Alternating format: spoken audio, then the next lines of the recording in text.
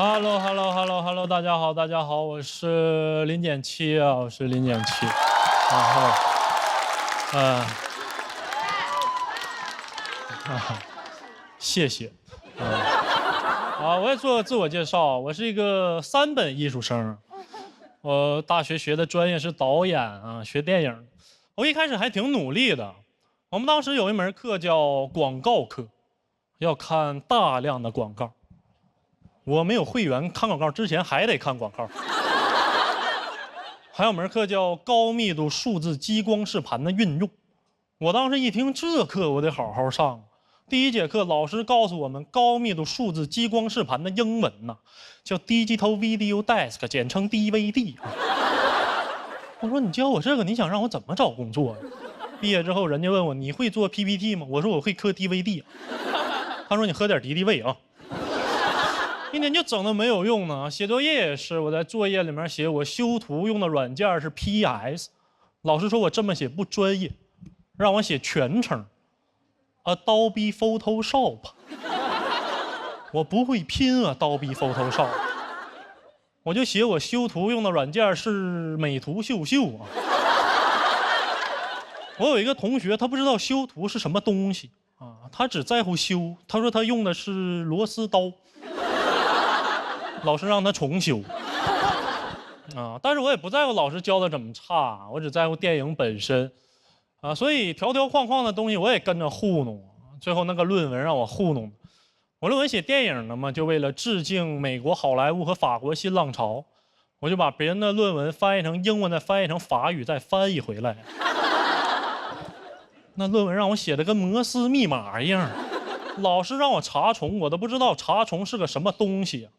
一查60%多，我以为我及格了呢。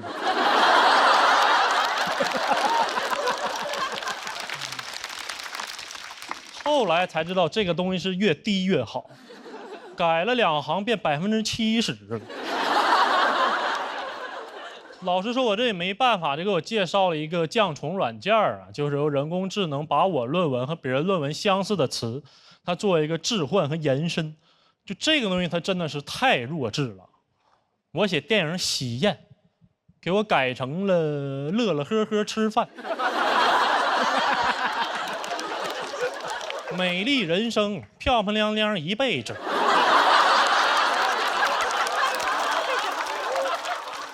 沉默的羔羊，小羊崽子不吱声，你说这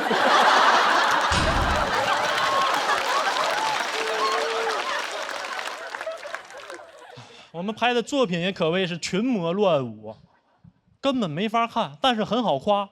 同学给你发过去，你也不用看，你就回他4个字：像贾樟柯。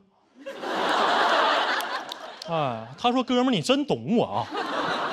其实他不像贾樟柯，其实他像一杯酒，像一首老歌。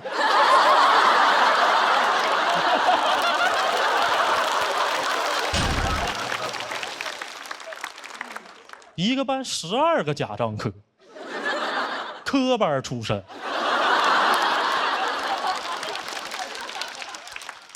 我们也确实没有艺术的本领，只有艺术气质，那样是不被理解的啊！都去懂这个世界了，没有人懂我。我记得我毕业之后，长发飘飘去兼职少儿美术，小孩也不懂我，很伤我心啊。他们管我叫大美女哥哥。我说你好好上课啊，小朋友老登。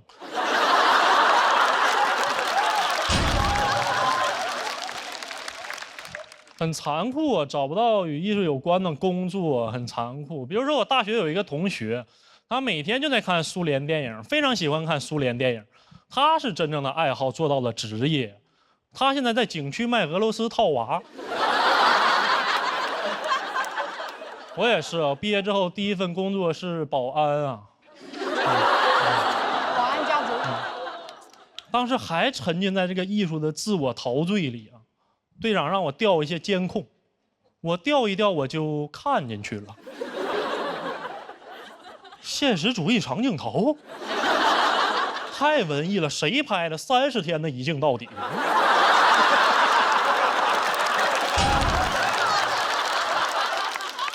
那演的也自然。警察要不告诉我，我都没看出来是小偷。虽然毕业之后不在这个行业了，但还是保持着这个行业的敏感啊，算是最后一点点坚持。我现在还是坚持用原倍速看电影，但我发现好像大家对看电影没有什么耐心了。我有一个朋友，他看电影他就得3倍速的看，他看什么都得3倍速，他看闪电侠也得3倍速。我瞄了一眼啊，我都没看见闪电侠。而且你在电影院里看电影，总有一些人会打扰你。我记得有一次我去看《封神》，我后面坐了一对父子，然后电影里面妲己刚出场准备脱衣服洗澡的时候，后面爸爸跟儿子说了一句：“你把眼睛给我闭上啊！”哎呀，他说的太大声了，我以为是电影里面的呢。我说这块字幕怎么没对上呢？啊？那电影都上架了，让你爸拿下。而且就是很多人呢还会在这个电影院里拍一些照片，然后发到朋友圈里。他们说的也很有道理啊，就是说我只拍了1张图片，我又不会剧透什么。那我朋友圈也不是就你一个微信好友。我记得那阵《复联》上映的时候，我刷朋友圈，刷到了一群人在参加一个不知道是谁的葬礼。再往下一刷是受伤的钢铁侠。在我朋友圈玩倒叙呢，还不剧透电影。如果你能1秒刷24个朋友圈，你甚至能发明电影。但是也没有什么立场说人家，没有什么立场说盗摄。你不能前脚说人家盗摄，然后后脚就猫被窝里看盗版。我现在也有点受够了，就我看的所有盗版电影，它的场景都发生在澳门新葡京。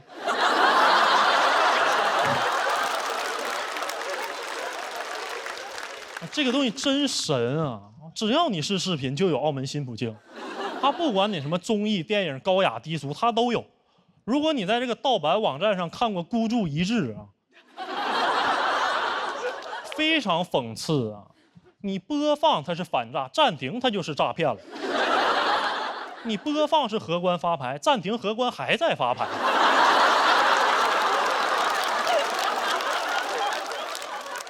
所以我也无所谓了，我也随便了，反正我这段播出之后也会上盗版。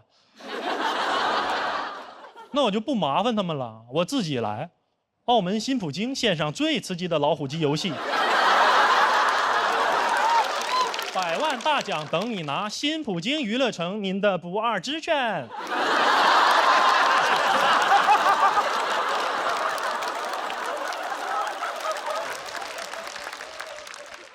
这是我上节目之后念的第1条广告。到时候播出肯定会有电视观众一晃神，哎，我到底是不是爱奇艺会员来着？其实节目组不让我讲澳门新葡京，说这个东西有点太上不了台面。我说我可以隐晦点讲，我可以简短点，我可以说葡京。他说你快说澳门新葡京吧。好，讲到这吧，谢谢大家。大家好，我叫石岩，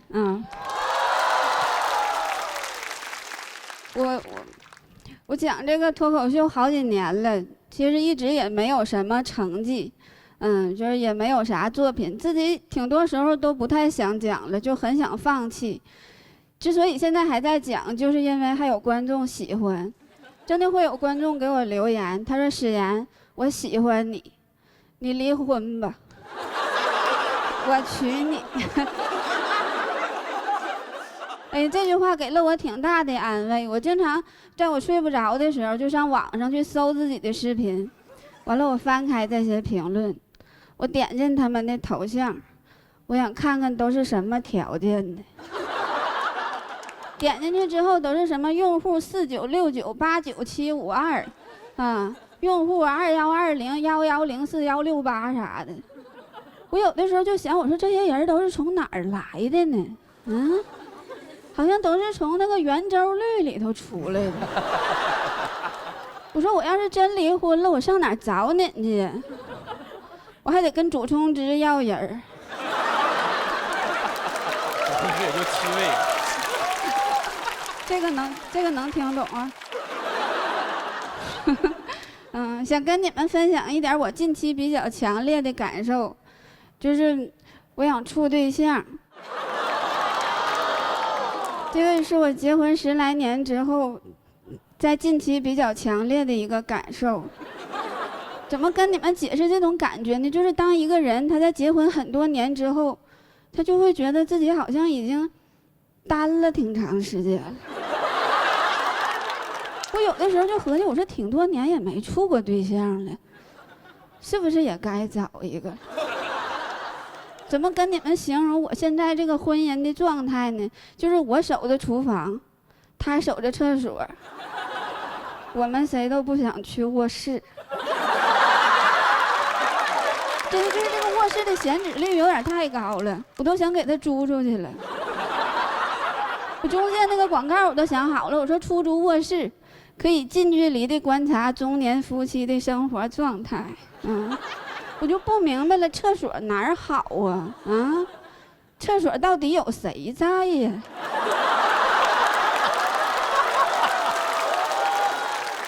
那么喜欢厕所吗？那么喜欢厕所，咱给床给你抠个坐便好不好？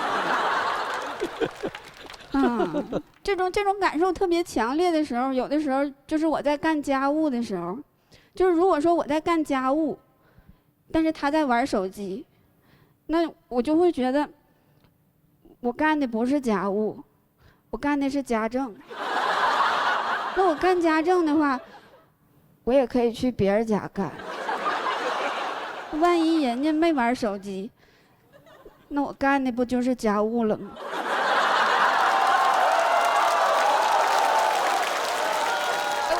我倒不是说他让他干多少活，我就是觉得他能不能就是别那么舒服啊？他有点太舒服了，真的。我说你实在想舒服，你能不能滚回卧室舒服去？你怕啥的呢？我又不在卧室。你就去跟租客唠唠嗑呗。就我有的时候我就想，我说，真的就是科学家能不能发明一种那种东西，就是我拖地的时候家里没有网，我洗衣服的时候家里没有网，我做饭的时候家里也没有网，但是也不是很现实。要没有网的话，我也不知道咋做饭。真的就是，哎呀，而且我有的时候吧，就感觉你做了一桌子饭，他事儿还特别多。前几天跟我说，他说不想吃锅包肉了，他胖。我说那你想吃啥呀？他说想吃那种无油、无盐、无调料的鸡肉。我说你点这个菜是不是叫生啃溜达鸡儿啊？对，你就直接出去抓一只回来，你是不是直接上去咬呗？显你多牲口啊！我做点米饭，他说要断碳水了，说网上说了，现在都流行断碳。我说你就应该断网，你不吃米饭，这哪是断碳水呀？这断的不是东北的经济命脉吗？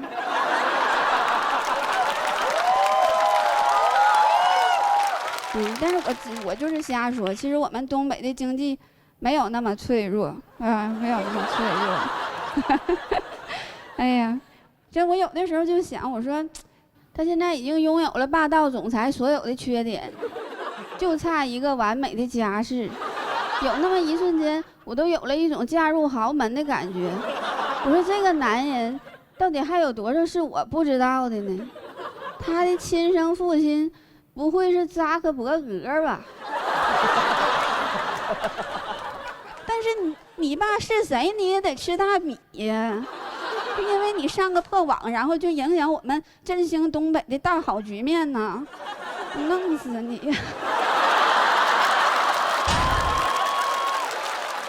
所以我有的时候我就在想，我说如果能再给我一次重新选择的机会的话，我选一个啥样的？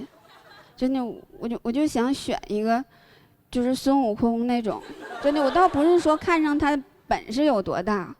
我现在就单纯的看上他饮食结构单一，你们能想象吗？就是跟你携手走过一生的这个人，他这辈子他就吃桃。哎，你给他一根香蕉，他都老开心了。而且他的生育能力也特别强啊，你想给他生猴子，他都不用，直接自己从身上薅一把，一吹，就是100多个。你说这100多个孩子，你咋养？我跟你们说好养，孩子也吃桃。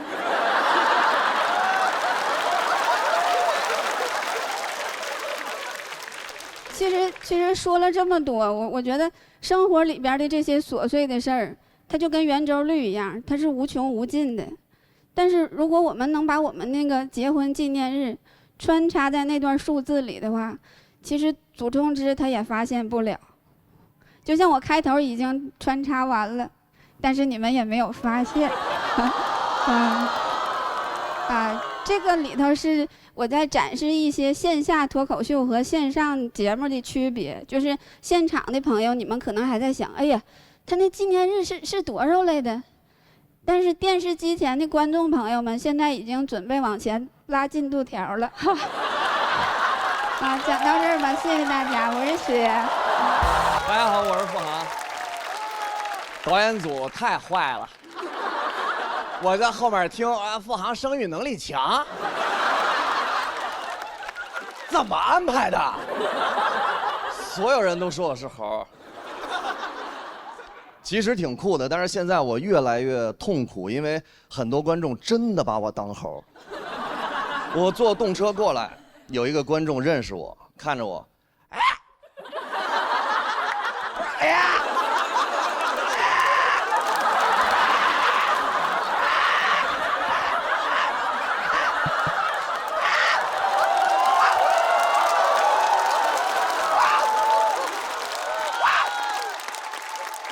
哈哈，我就这么跟他玩了5分钟，我觉得这事儿就结束了。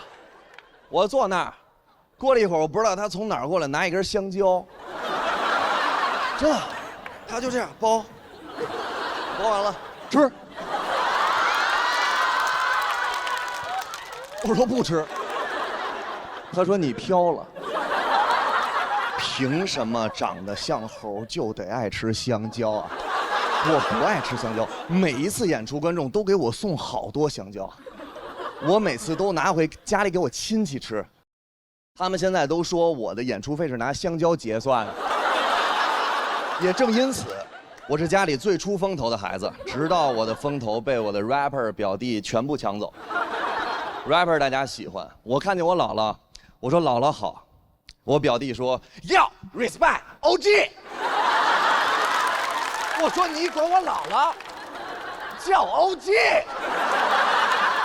他说 damn bro， 我说啊，他说 damn bro damn， 我说等会儿，我说你这样是在干嘛呀？我不理解，但是我姥姥特别喜欢他，我姥姥就是给红包给红包给红包，他拿一个红包就给我表弟，我表弟哎。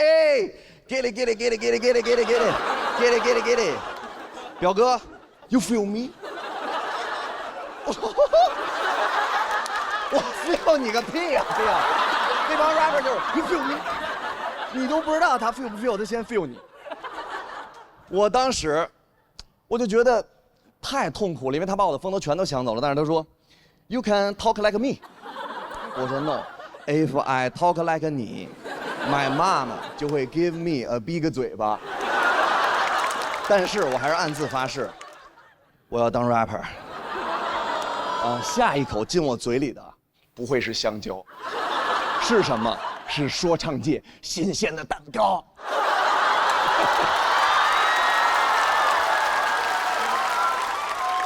我没跟任何人说，我就买了一张票，看了一场演出，我挤到最前面，为了合群。上来第一个歌手一过来，要欢迎大家来了我 party， 哎，棒棒棒棒棒棒棒棒棒棒，我就在那儿啊，棒棒棒棒棒棒，我说买票了，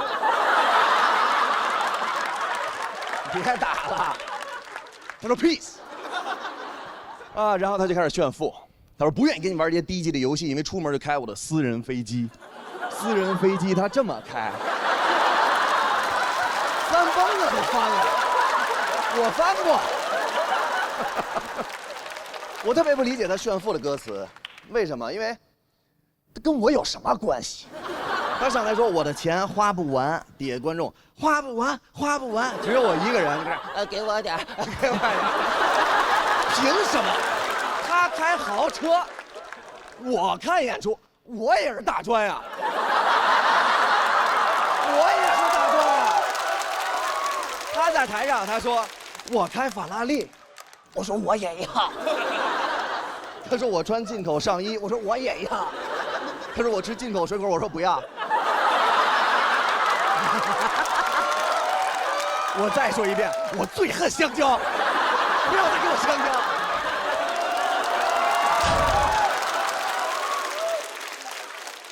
当时，第二个 rapper 上来比他第一个还有意思，他走的是那种文艺范儿 ，real， 就是真实、狠，带点文艺。上台第一句话就是要，我死了。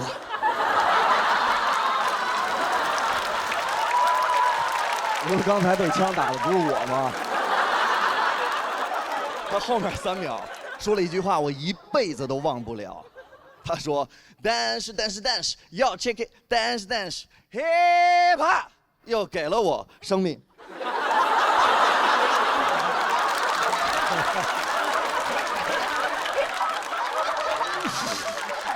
我说又活了，这个 respect。但是问题是什么？他后面有点太 real 了，先开始骂同行，你知道骂同行，我很乐意听，不带任何指代啊。他后来骂了，开始骂观众，我就站在那儿，他说我不愿意为了钱给那些傻子表演。我说这里有我吗？我说那些傻瓜都不知道我在说他，我说有我。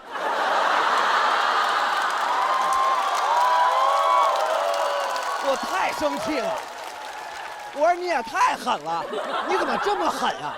我就上网查了一下他线下演出，动我的兄弟都是世仇，我永远不会向综艺低头。一上综艺节目，谢谢评委老师给我的机会，我想跟吴镇宇老师学普通话。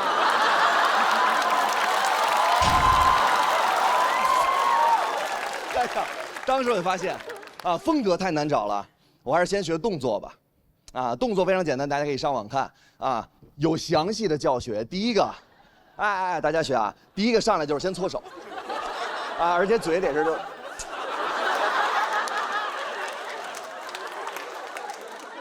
没有，就这样。哎，别人不看你就搓，啊，别人一看你，哎，快搓。啊，第二个动作是发钱，第三个动作是挡脸。我发现我真的当不了 rapper， 因为我做第一个动作，我一搓，我发现我不干净，我搓出好多皮脂腺分泌物，而且呢，我一这么搓，我就想这么搓。最恐怖的就是每次搓都有，但是我一下就明白后面2个动作为什么连在一起了。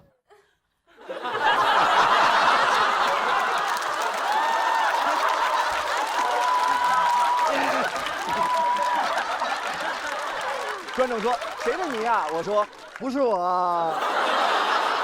朋友们，这不是我的泥，这是我的皮脂腺分泌。哇！谢谢大家，谢谢。哎，大家好，我是王悦。哎，大家好，我是个女演员啊，看得出来吗？大家？谢谢，我也是个中专生啊，是。怎么这个你们就看出来了是吧？哎，我当年中专毕业的时候，真的在成都很难找个工作，你知道吧？那年我刚好18岁，包里面只有500块钱，就是饭也吃不上，住的地方也没有。最紧急的事情就是立马要找一个工作。我刚好那天走到路上，有个人就来拍我的肩膀，他说：“嘿，帅哥，你找不找工作？我们这里388好工作包找到。”朋友们，你们看得出来我脑子是没有问题的啊。他当时说完过后，我直接给他交了400，但真的交了钱就很有用，你知道吧？我上午交的钱，下午就通知我晚上去加班去了。我们是一帮人去的，在一个写字楼里面。哎，去了过后，主管就给我分了一个小组，他说这个小组的名字叫恋爱 ING， 是一个线上恋爱体验小组。我说哦，那我要体验体验。然后给我发了一个微信号，他从现在开始你就不是你自己了，你是大甜甜。朋友们，你们也看得出来，我跟这3个字啊，只有大跟我有关系。然后工作内容也很简单，就是负责跟这个微信号上面50个男的谈恋爱。50个男的呀，哈哈。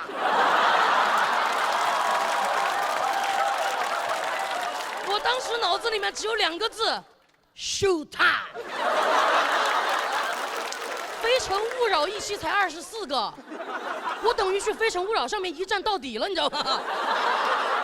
但是我那个时候虽然文化不高啊，但我也觉得这个事情有点没对。你们想嘛，这种行为你放在古代，那都是要进猪笼的。那我们主管跟我说，哎，我们这个工作包吃包住啊。我一想，我不进猪笼，谁进猪笼？我就开始上班了。其实很简单，只需要跟这个微信上面不同年龄、不同性格的男的聊天就可以了。我早上去了，到公司一打完卡，坐到电脑面前，我就开始复制粘贴。哥哥早上好，哥哥早上好，叔叔早上好，阿公早上好。日复一日，哥哥早上好，哥哥早上好，叔叔早上好，阿公不在了。我那段时间甚至啊，我都已经掌握了如何跟男人相处。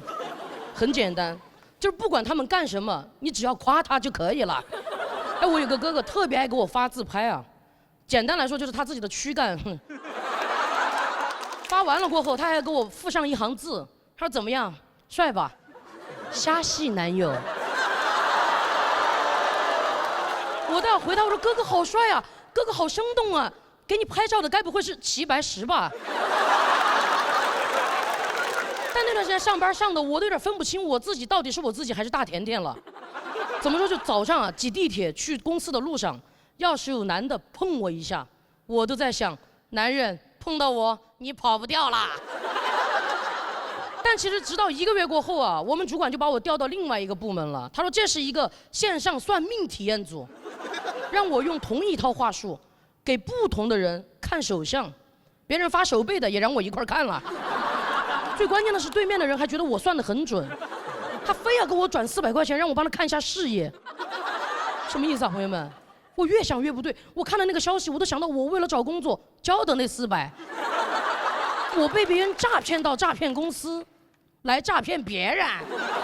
我一想大甜甜号一定有问题，我就开始满公司找这个账号，果然把他揪出来了。他已经在跟我49个哥哥说什么，你们肯定听过。我从小跟爷爷一块生活，我们家里有一片茶山。好啊，我在前面情投意合，他们在后面今天买2盒送1盒。朋友们千万不要网恋买茶，不如就喝统一无糖春福绿茶。恋爱应该微微发酵，喝茶应该缓缓生香。不是每一种茶都是这样的好茶。我转头一想，我的哥哥们，危险危险危险！不行，我的男人我来守护。我就开始尝试给他们所有的人解释这是一个骗局，但没有人相信我。我说那你们可以不信我，你们应该不会不信命吧？我决定用诈骗打败诈骗。老子直接用张大师的号加他们所有人，我就给他们看手相，凡是发了图过来的，我就会回他，我说看了您的感情线，最近情路坎坷吧，小心人财两空啊，尽快远离身边名字里面带叠词的，尤其是以 ABB 格式出现的女人。那边回我，大师说的该不会是高圆圆吧？但好在他们一边在删大甜甜的微信啊，我也就准备离开这个公司了。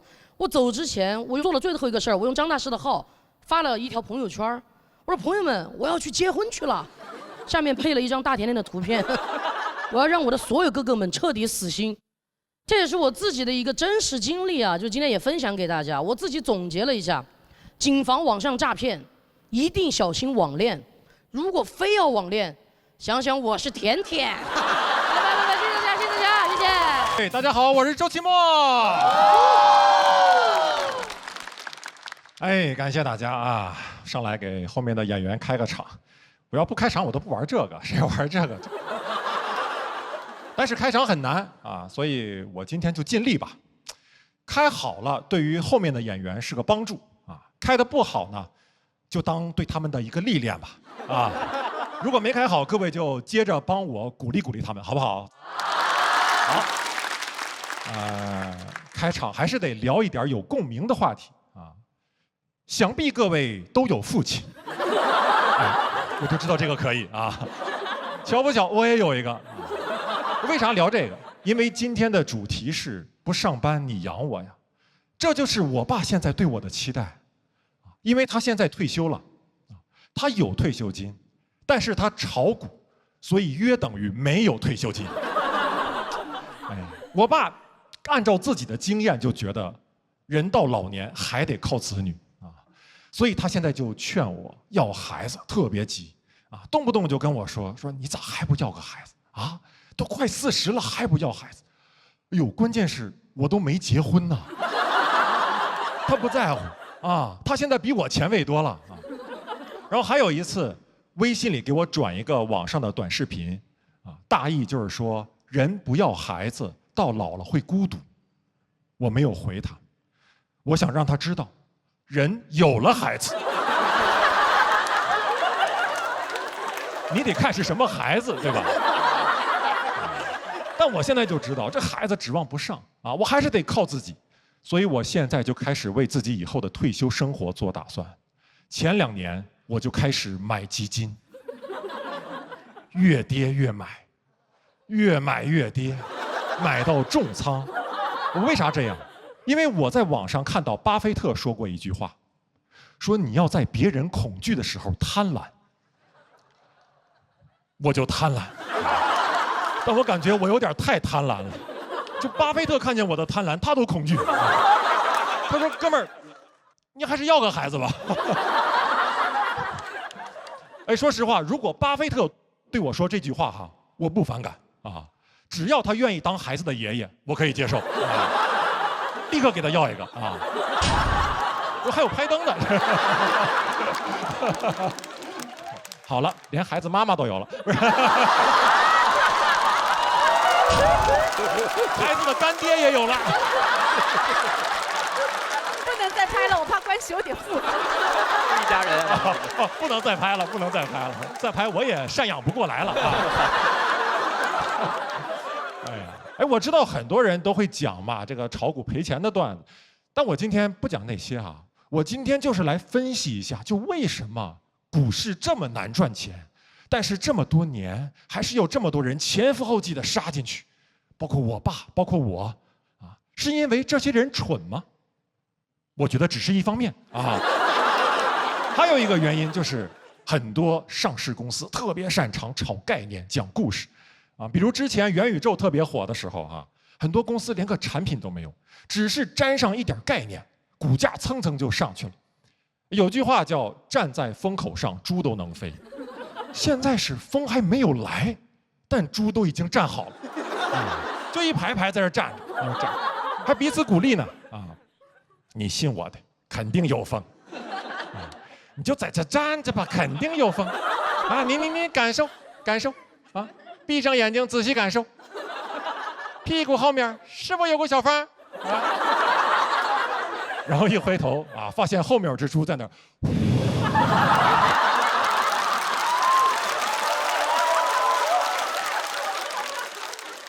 哎呀，后面的猪还在这说呢。哎呀，你们元宇宙不起飞，赶紧起开呀，挡着我了。你谁？我谁？我人工智能啊。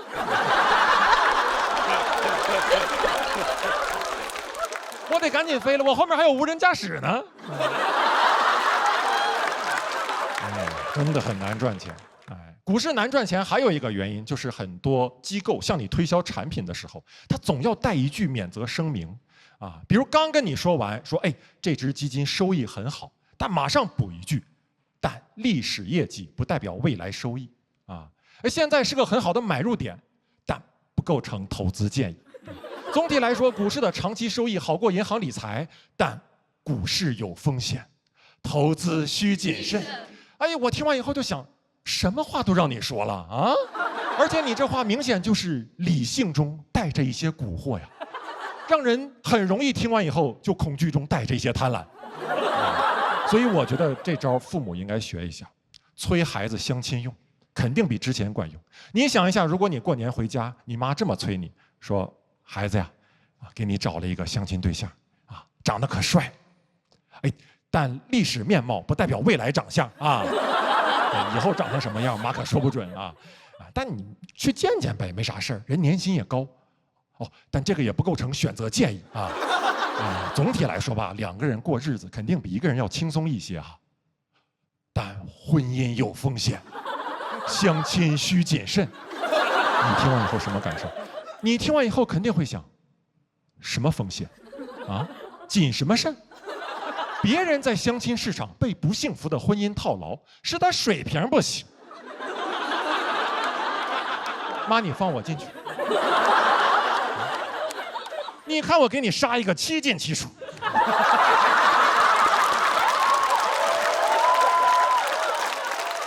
你就等着看绿不绿就完了。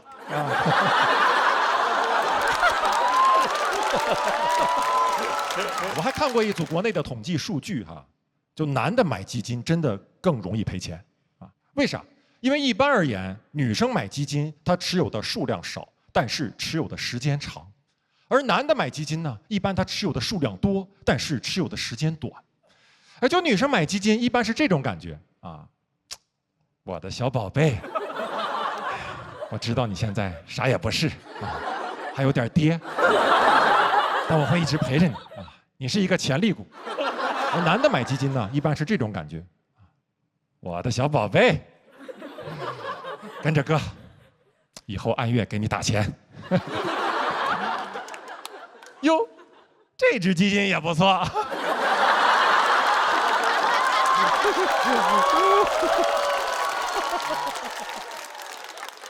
所以我觉得女生可以多买一点基金，但这个不构成投资建议啊。要说有啥建议，就是投资真的没有那么靠谱，还是得找个班上啊，有一个持续稳定的现金流最重要。你看我现在为啥又来上节目啊，还要给人开场啊？一方面是出于对脱口秀的热爱，但不多啊。更重要的方面就是我得补仓了啊，因为我最近又看上一只基金啊，这小基金还真的挺不错。好，谢谢大家，谢谢你们。好，大家好啊，我是卡卡。首先感谢这个脱口秀天花板为我热场哈。然后我们这次的主题是不上班你养我呀。我为了养自己，7年前就来上海上班了。那个时候住的还是青年旅社，分上下铺。当时只住得起上铺，因为上铺比较便宜，能吃苦的人都住上铺。怪不得大家总说吃得苦中苦，方为人上人。这个上铺是要比下铺便宜100块钱嘛？下铺是1300，上铺是1200，但我的预算只有1000，当时就很想问房东，您能不能再往上加2层？但也没好意思开口。刚来上海我就知道一个道理啊，经济基础决定上层建筑。你们知道上铺离天花板有多近吗？就像今天这么近。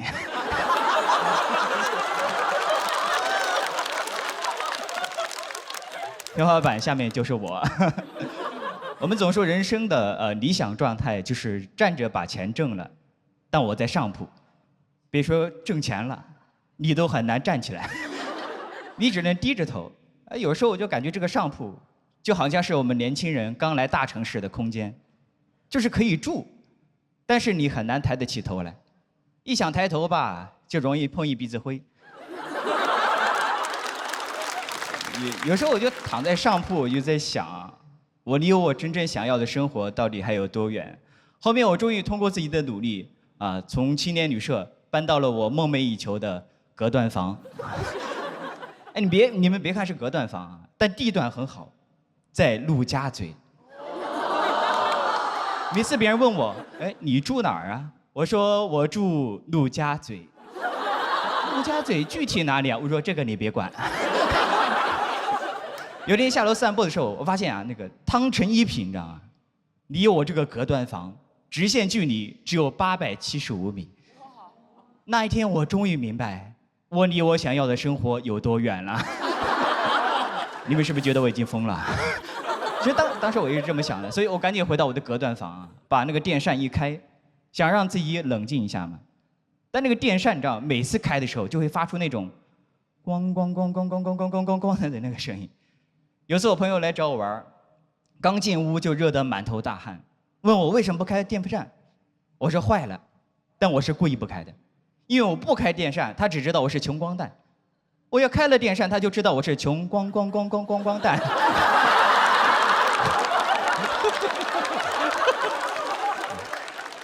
但我还是依然保持乐观嘛，没办法，我天生比较乐观。比如说我们这个隔断房的那个隔音效果特别差嘛，其实就是因为那个墙太薄了，但我觉得总比没有好吧。我还给这个墙取了个名字，叫总比没有墙。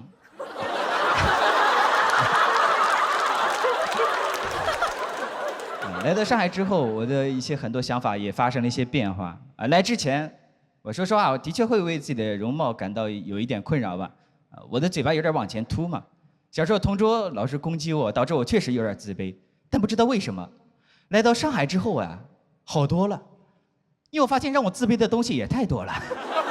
我自卑脱敏了，凸嘴算个什么东西？我饭都吃不上了。你不会问街边一个饥肠辘辘的流浪汉说，请问您现在最大的问题是容貌焦虑吗？不可能的嘛，对吧？我还记得最后一次，我跟医美机构的那个对话，医生说你这个嘴巴呀，要么做手术，要么是戴牙套，一个4到6万块钱，一个5000块钱，问我想尝试哪一个。一听价格我就知道我要尝试哪一个了。我说我想尝试接纳自己。现在通过脱口秀啊，的确是赚了一些生活费，啊，虽然不多，但也够我自己的生活嘛。我的朋友问，那你现在为什么不去做那个嘴部微整呢？我告诉大家为什么，因为我问过我的朋友，我说如果我真的能把嘴巴这个问题给解决了，我的颜值可以提升到一个什么样的高度呢？他说卡卡，你听好了，如果你真能把嘴巴这个问题解决了呀，那你简直就跟普通人没有什么两样了。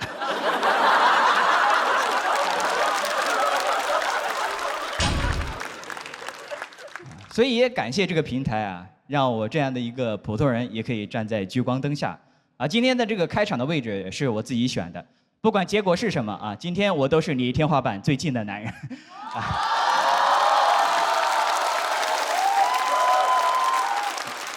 好，谢谢大家，我是卡卡，谢谢，再见，拜拜。大家好，我是龙猫，欢迎大家。感谢大家热情的掌声啊！我叫龙包啊。我今天给大家聊聊我的工作。我在讲脱口秀之前呢，其实我是有一份正当的职业的。我在一家少儿培训机构当老师。虽然现在好像也不太正经了。我刚去的第一天，我们老板就说：“龙猫老师，你教学生之前你得先招生。”然后递给我一摞传单。我去学校发传单的时候，真的很难发得出去，就没有家长愿意接我手中的传单，是吧？他们都在接孩子。就是我发了一下午，我一伸过去他就给我挡掉，一伸过去他就给我挡掉。我发的多了，我感觉我像叶问在跟别人过招。我特别理解啊，有一些家长为了应付我，给我留个什么假号、错号，但我不能够理解的是，有些家长给我留其他机构的电话。有没有考虑过我的感受？哎，我回家就会拨打这些电话。我满怀着惊喜，面带着微笑，我说喂，你好，我们是贝兰朵艺术。他说喂，你好，葡萄子艺术。你想咋？给我吓得，我说合作一下。当我在发传单的时候，我经常会碰到一些就是怎么说呢，就不太尊重我的人，就当着我的面把我传单一接，直接就扔在地下。有一次我真的生气了，我就说你给我捡起来，把我的尊严捡起来。但是我当时是穿着哆啦 A 梦说的这句话，就那个人完全没有感受到我的愤怒，他反而说：“哎呀，这个哆啦 A 梦还挺可爱的，你还会生气。”我经常在发传单的时候会碰到一些人无缘无故的打我，甚至嘴上夸着我说：“哎呀，哆啦 A 梦好可爱呀！”啊，真的特别的疼，但是我表达不出来我的愤怒。我有一次被打疼了，我就把头套摘了下来，我跟那个人理论，我说：“你为什么打我？知不知道特别的疼？”就他看到我生气之后，他也生气，他还怪我，他说：“啊，你这个人，你玩不起。”我看你这么可爱，我过来摸你一下，你还生气了。我说实话，我接受不了这种观点，我也过去摸了他2下，我把他摁在地上。真的，我的同事当时就皮卡丘报警了。警察叔叔来了之后，我就特别的委屈，我说警察叔叔他平白无故他殴打哆啦 A 梦，他看到警察之后屁都不敢放，就低着个头不说话。警察都着急了，说你说话，你为什么平白无故你打别人？给个理由。这个人为了逃避责任，他说了一句我这辈子都忘不了的话，他说警察叔叔，我最讨厌小日子过得好的人。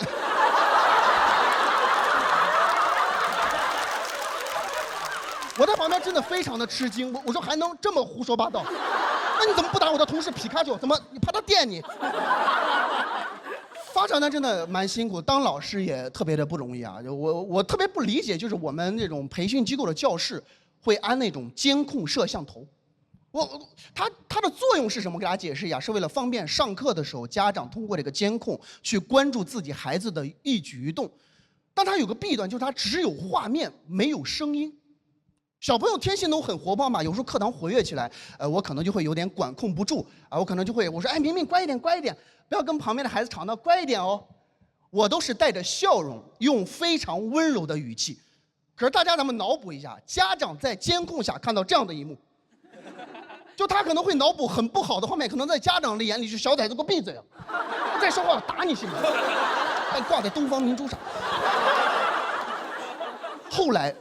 我想了一个非常无耻的方法，有一次课堂又吵闹了起来，我看了一眼监控摄像头，我说：“明明，你能不能乖一点？你能不能乖一点？还有你们俩，你妈都在监控着看着呢，你让我怎么办？我真是个天才！”一节课下来之后，我开心，孩子开心，家长更开心。有的家长开心到什么程度？一下课就在教室门口等着我。他说：“哎呀，江江老师，我都看到了。哎呀，我儿子这么棒呢，你夸了一节课。”当老师之余，我会讲讲脱口秀。我最害怕的一点就是我在演出的时候碰到我的学生带着自己的家长来看我的演出，很尴尬，听着我在台上吐槽他们。有一次演完就在门口，我的学生就把我拦住了，特别的开心，冲过来说：“哎呀，老师，你讲的真棒！”我就知道他在讽刺我。因为我平常在学校叫江江老师，他第一次听到我的艺名，特别的激动。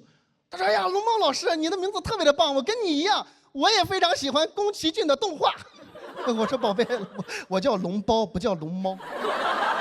而且老师跟你不太一样，是吧？老师最讨厌小日子过得好的人了。”好，谢谢大家，我是龙猫，祝大家开心，谢谢各位。Hello， 大家好。大家好，我是刘洋。我最近还有一个节目也在播啊，然后在另一个喜剧监狱里面服刑。然后我那个节目播的时候，有人知道我参加这个节目来问我，他说：“你同时录2个综艺，然后还在写书，然后还在录自己的播客，还在做自己专场的巡演，你这么卷，到底是因为热爱，还是因为欠了裸贷？”我其实只是因为喜欢卷哈，主要是因为之前上班的时候卷不过别人，我给憋坏了。各位，我第一份工作是在新东方，你也知道我们那边有多卷，可以说是东方真卷。我们之前有一个课，这课叫试听课。就试听课呢，就是吸引学生先来听，听完了之后再买后边的课就行。就这个课，我们从标题就开始卷。我为了卖课，各位，我已经豁出去了。我的标题叫《英语阅读理解的5个秘密》。其实阅读理解只有2个秘密：认真阅读，仔细理解。我硬凑5个，然后我的课没人买。我说那看看销售冠军的课，一看标题我就服了。它的标题原文啊，阅读理解再也不用阅读。我说大哥，真敢教！哎，完全不用阅读，纯靠自己理解。怎么是朱丹老师也上过这个课吗？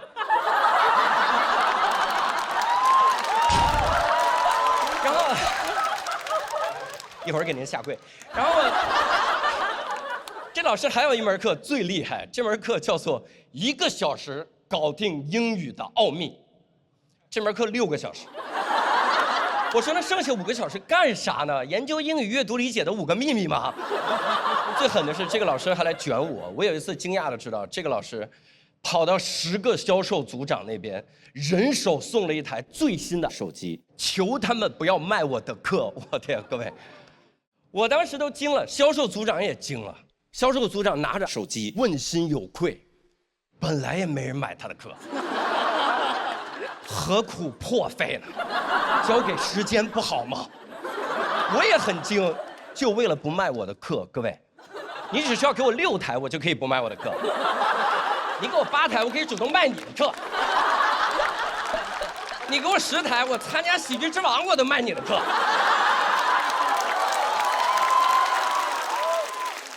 我后来一直在想，我说这样的课到底什么样的学生会喜欢？答案是所有学生，因为很多学生他们就希望用最小的努力换来最大的收获。我自己亲身经历，我有一个学生，高考前一天跑到北京雍和宫，站在一个许愿池前，想用他小小的付出获得大大的收获。他掏出一个1块钱的硬币，扔进池子里，说：“希望神仙可以保佑我考上清华。”哎，真敢许啊！我要是神仙，我一把把硬币抓住。我说：“大哥，真的吗？1块钱，上清华，1块钱，从这儿到清华坐地铁4块钱。”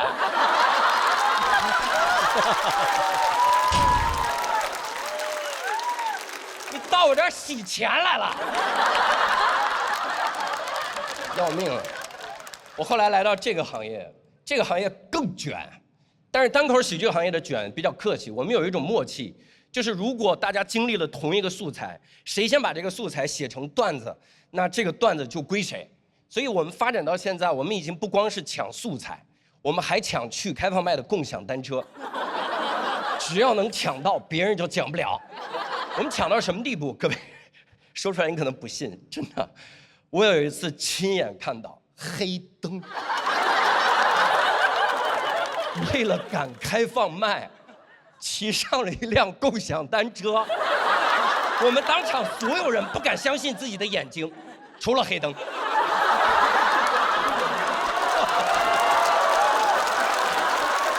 开灯，我给他开灯。太夸张了。但关键是在这个行业，我如鱼得水。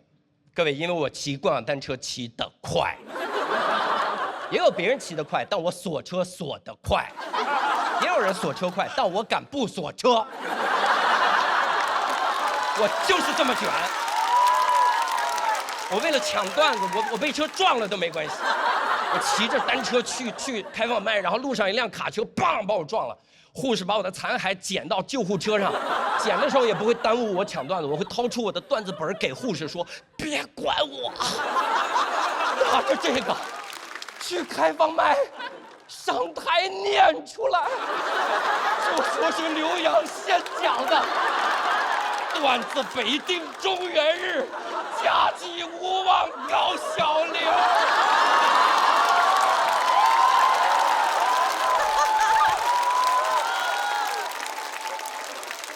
单口喜剧演员很少团建，因为我们去团建，大家都不玩，都是彼此提防，谁也不要抢素材。你想，如果我们玩着玩着，老板突然掉到水里，没有人会去救他，所有人第一反应是看彼此，谁也不要掏笔记本出来记。只要有一个人掏出笔记本，所有人都掏出来。你干嘛？你干嘛？别逼我啊！别逼我啊！要写一起写啊！这个时候我还得在从中调节，我说大家别抢了，一会儿老板完了。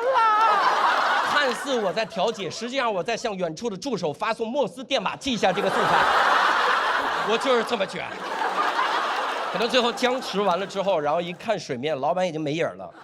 这个时候我们也不会去救他，我们只会掏出1块钱的硬币扔进水里，希望神仙保佑我抢到这个段子。当然，这个多少有点夸张，因为这个时代谁还会为这种情况随身带着1块钱硬币？我就这么卷，而且我不光许愿抢到段子，我还许愿抢到一瓶统一春福绿茶。因为他创新使用了微发酵工艺，温润茶香，如春风拂面，直接就卷到了无糖界。商务段子我都先写了，我就是这么卷。当然，我之所以这么卷，也是因为我坚信，作为一个创作者，持续创作就是他留在场上的唯一方式。所以我希望我即使到100岁的时候，也在跟这帮演员朋友们比着赛着写段子。我希望到时候我真正能做到垂死病中惊坐起，笑问这段子我能写不？谢谢大家，我是犬王刘洋，谢谢大家。好，谢谢大家，我是南瓜啊。我的工作是个外卖骑手，现在也讲脱口秀，但我讲脱口秀一直很怕，我怕场子没反应，怕冷场，我就特别羡慕我爸，我爸他从来不怕，我爸他是吹唢呐的，我爸的工作呢是个唢呐匠，他有一个唢呐班子，专门在我们农村那边吹一些百鸟朝凤那些曲子，送那些去世的人走。他这么多年已经送我们陕西宝鸡那一片很多人走了，人送外号宝鸡费玉清啊。我小时候就特别羡慕我爸这个职业太好了，因为小时候家里穷，吃饭都吃不好，我爸天天在外面吃席啊。他天天吃席，吃得真好。当然他自己吃席也会给家里打包一些剩鱼剩肉，我很喜欢吃。我从小就是吃那种百家饭长大的，我现在长大了送外卖给百家送饭。也是一种回馈了。我爸现在还在村里吹唢呐，我在外面讲脱口秀，也都算演艺行业。但有时候确实挺羡慕我爸的，就是我平时在剧场演出，底下观众坐的舒舒服服的，有的还翘着二郎腿，还有玩手机的。我爸表演的时候，底下都得跪着。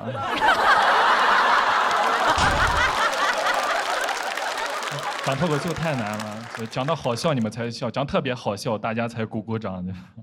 我爸只要一开口，底下就开始磕头了。我小时候跟我爸练过吹唢呐，练过几首唢呐曲子，还真没想到小学6年级派上用场了。老师当时要报节目，全班没有一个人报名。这个时候我同桌说：“老师，他会吹唢呐，他会吹唢呐。”我老师说：“哎呀，你还会吹唢呐呀？民间艺术，来报上好好表现。”就给我报了，然后当着全校师生的面吹了，吹了2句，吹得校长脸都绿了。差点跪下了。其实小时候活动还挺多的，做什么手工作业比赛，我喜欢去动手，我努力认真的去做，每次拿不到名次。后来发现那些其他同学都让父母帮忙做的，我说找父母，这不是作弊耍赖吗？那回去我也找我爸，我爸做的就太专业了，他做那白事上纸扎的房子太好看了。我当时随便拿的一个带到学校都是降维打击。我看着同学们羡慕的样子，我不要用你爸的业余挑战我爸的专业。我家里那种纸扎的东西还挺多的。我现在在上海送外卖，我经常会在路上遇到一些超跑豪车从我面前过去。说实话，我也不太羡慕，家里什么都有。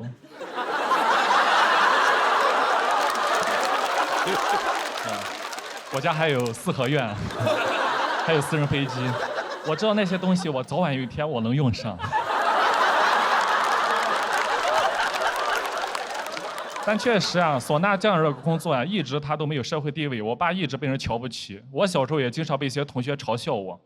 他们放了学见了我，你爸吹喇叭的，你爸吹喇叭，吹喇叭。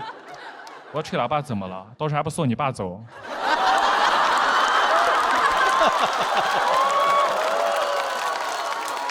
我从小都很自卑啊，我一直找不到对象，我知道我很自卑。我前段时间还去相亲了。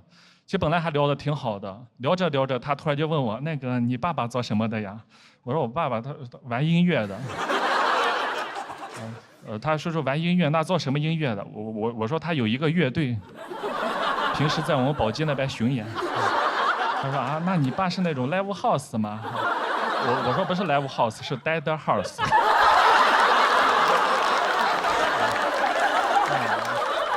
那你爸这个乐队水平怎么样？能不能去参加那个乐队的夏天呀？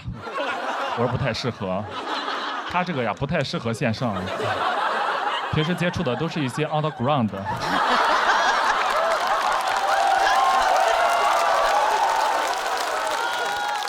我爸这个确实不太适合线上，当然他也不适合线下，他适合那些下线的观众。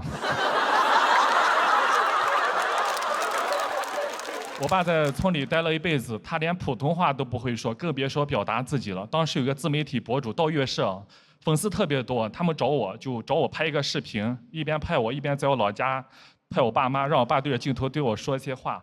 我爸对着镜头，哎呀，紧张的什么话也说不出来。那个导演就说：“那你用你最擅长的方式表达一下吧。”非常自信拿出了唢呐。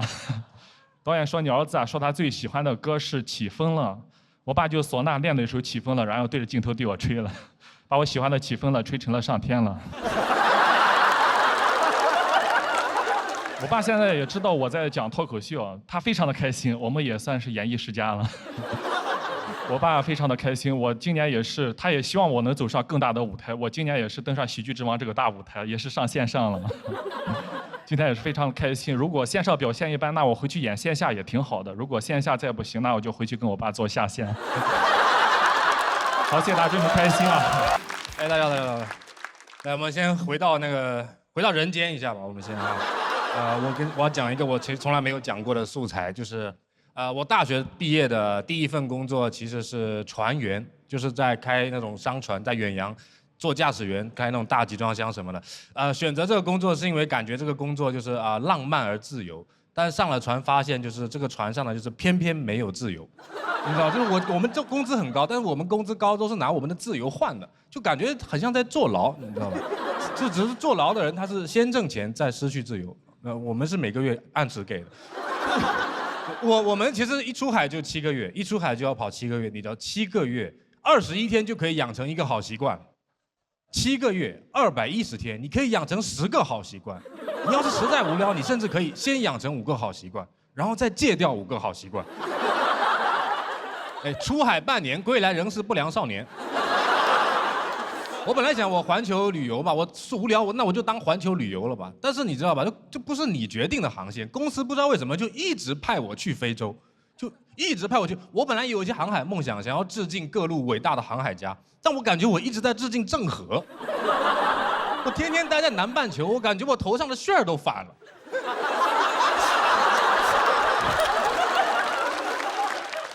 就是你知道，在南半球待久了，你会特别想念北方，你会特别想念，我好想念我北方的福建老家。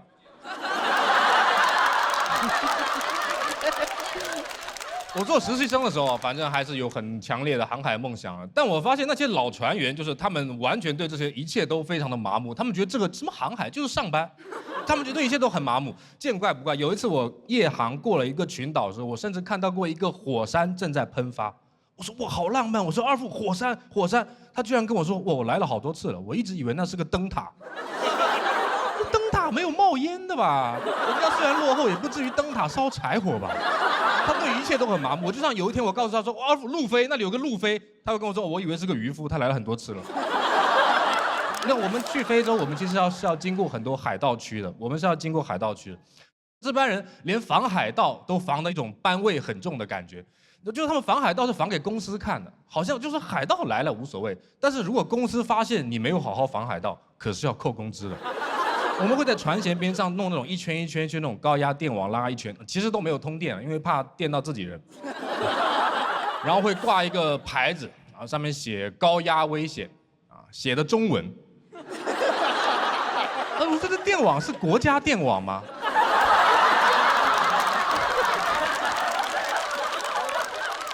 不是，海盗英文都不一定看得懂了，写中文，你说怎么你就赌海盗里面有中国人是吗？就中国人只骗中国人。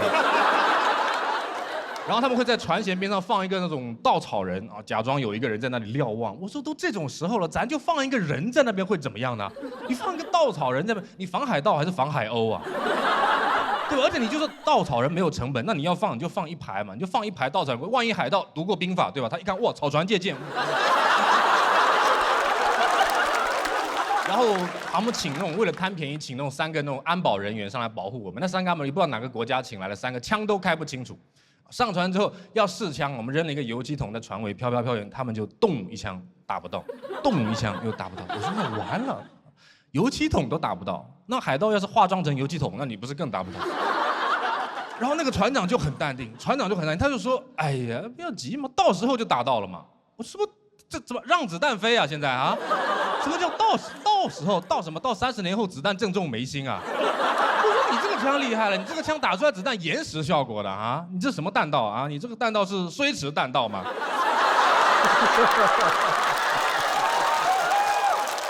然后3个安保人员就跟着我们跨越印度洋，绕过好望角，嘣嘣嘣就跑到那个西非的一个叫几内亚湾的地方抛锚，一个锚扎下去，然后3个安保人员就走了，然后海盗就来了。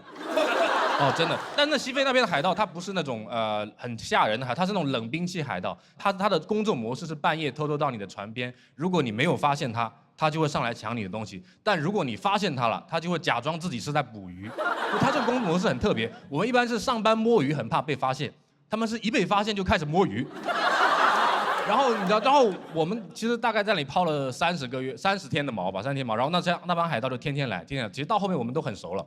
然后来了之后打个招呼，他就发现我们戒备森严，然后就默默的很落寞的离开，然后也不知道怎么跟他们领导交代说，嗨，今天又摸了1天鱼。但是你久而久之，你会发现他们一开始只是7、8个人钓上来3只秋刀鱼的，但是他们每天来，每天都抢不到东西，每天开始捕鱼，他们捕上的鱼越来越多。我到了进港前，他们看每天有时候能钓出10几条秋刀鱼上来。真的到进港前哦，他们有些不怎么来了，可能是发现就是捕鱼可能比做海盗挣钱。我觉得这是一个很正能量的结局，对吧？就是授人以鱼不如授人以渔。我大概跑了6年船左右，跑了大概6年船吧。我觉得到了后面真的是这样，我明白，就是什么浪漫的东西，你经常去之后，你就会很麻木，你对一切都会变得很麻木。就是我觉得陆地上的人可能都会在说什么哦，我很想要去马尔代夫，对，我想要去马尔代夫。但如果你经常去非洲，你要经过印度洋，你就天天经过马尔代夫。你经过马尔代夫，就跟你经过一家路上卖某劳一样。就是有的人还说什么心中有海，哪里都是马尔代夫。你人在海上，你心中就只有卖某劳。你在船上你吃不到，你船上你就只想要吃你吃不到的东西，你知道吧？船上有大龙虾，但你只想吃小龙虾。因为船上我太想吃麦某劳，因为大厨不会做，你知道，大厨会做华某式，但他不会做麦某劳。大厨会帮你做好什么汉堡，然后牛奶，然后苹果切片放在那边。我说那玩具呢？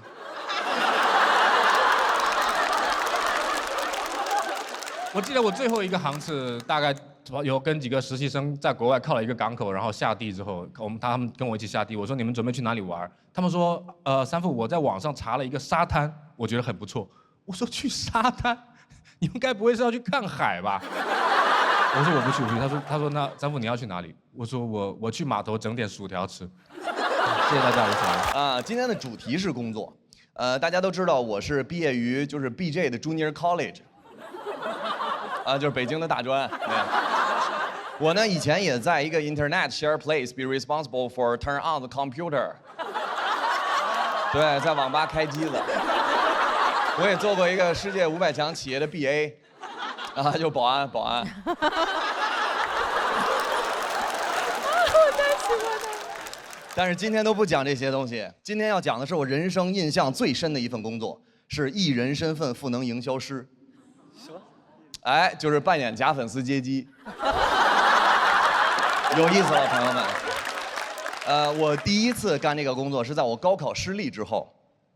那个时候我同学介绍1次100机场集合，普通地铁几块钱随便坐，机场快轨25一趟，我没坐过，我第一次出站一刷卡咣当，扣我25，我说有黑客，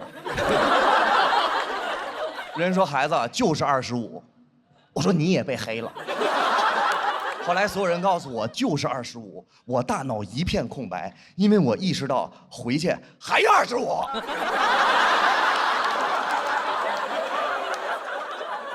但是大丈夫能屈能伸，虽然我的路费已经达到了50，出门还买了一个肉夹馍，所以说这趟活我只能花了55，只能挣45。但是我想没关系，干。到那之后呢，助理给我们每一个人发物料、发海报。先给你50，找艺人签完字结剩下的50，要求是越疯狂越好。我实在是喊不出来，我看那个艺人一出来，我看着他，我说，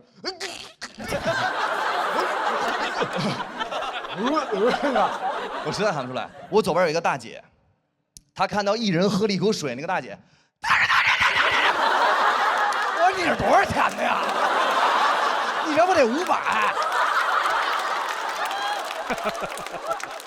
他说我是真粉丝，我说这个比不了，我说赶紧要个签名就走吧。到那儿我说，哎，签个名可以吗？当时在机场给我发物料的那个助理，他伸手拦我。我说签个名可以吗？他，哎，我说，哎，无间道，不结尾款。他说不是每个人都能拿得到签名的。当时我大脑又一片空白，因为如果我拿不到签名，等于我自发来这儿捐了一个肉夹馍。娱乐圈太黑暗了，连假粉丝的钱都骗，我要成真粉丝了。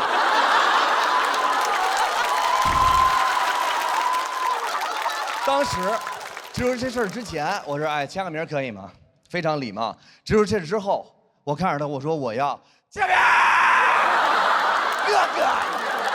所有人退避三尺。我左边那大姐，你别喊了。我说怎么了？我瞅你像我婆婆。当时我说我管不了那么多了，我一定要签名。我说签名，签名，没人拦我了，助理也不拦我了，因为这只要再拦我，我直接就50。啊，一人就给我签，拿过来签字，签完了给我，我拿过来一看，字迹潦草难以辨认，还是要害我。还是要害我，到时候说我自己签的怎么办？当时我有一个大胆的想法，我说你，再签一个。艺人懵了，啊，助理也懵了，啊，助理说，你要150，黑吃黑。我说我要155，这边。那艺人说给你签，你要咬人还是干嘛去？他签一半，他说，你喜欢我多长时间了？我说差不多得了。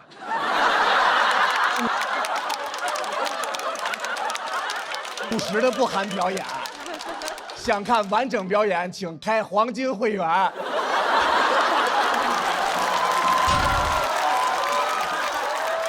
当时我说签名，他给我签，签完了之后给我说你看行吗？我拿过来我给助理，我说你看行吗？助理说行就行。当时呢，我的工作结束了，他旁边有一个真正的粉丝，那个大姐说，哎，打个招呼可以吗？那个艺人连看都没看，他直接就往前走，啊！我以为他会非常生气，但我没想到他说好酷哦。我不行了，我说他连理都不理你，你这样吧，我拿一张海报，我说你别问为什么，直接拿这个海报找助理领50块钱。啊，他说不，我想要这个海报。对我的那时候年少冲击太大了，冲击太大了。有一个跟我一块干的兄弟就劝我说，哎。干嘛这么大冲击呢？你以后干不干？我说以后我真不想干了。他说你别不干，这活多好啊，就站明星旁边，什么都不用干，给点反应，实在不行傻笑就行，还有钱拿。不干白不干，我想天天干。我说呀，有道理啊，大哥，你怎么称呼？他说我叫阎鹤祥。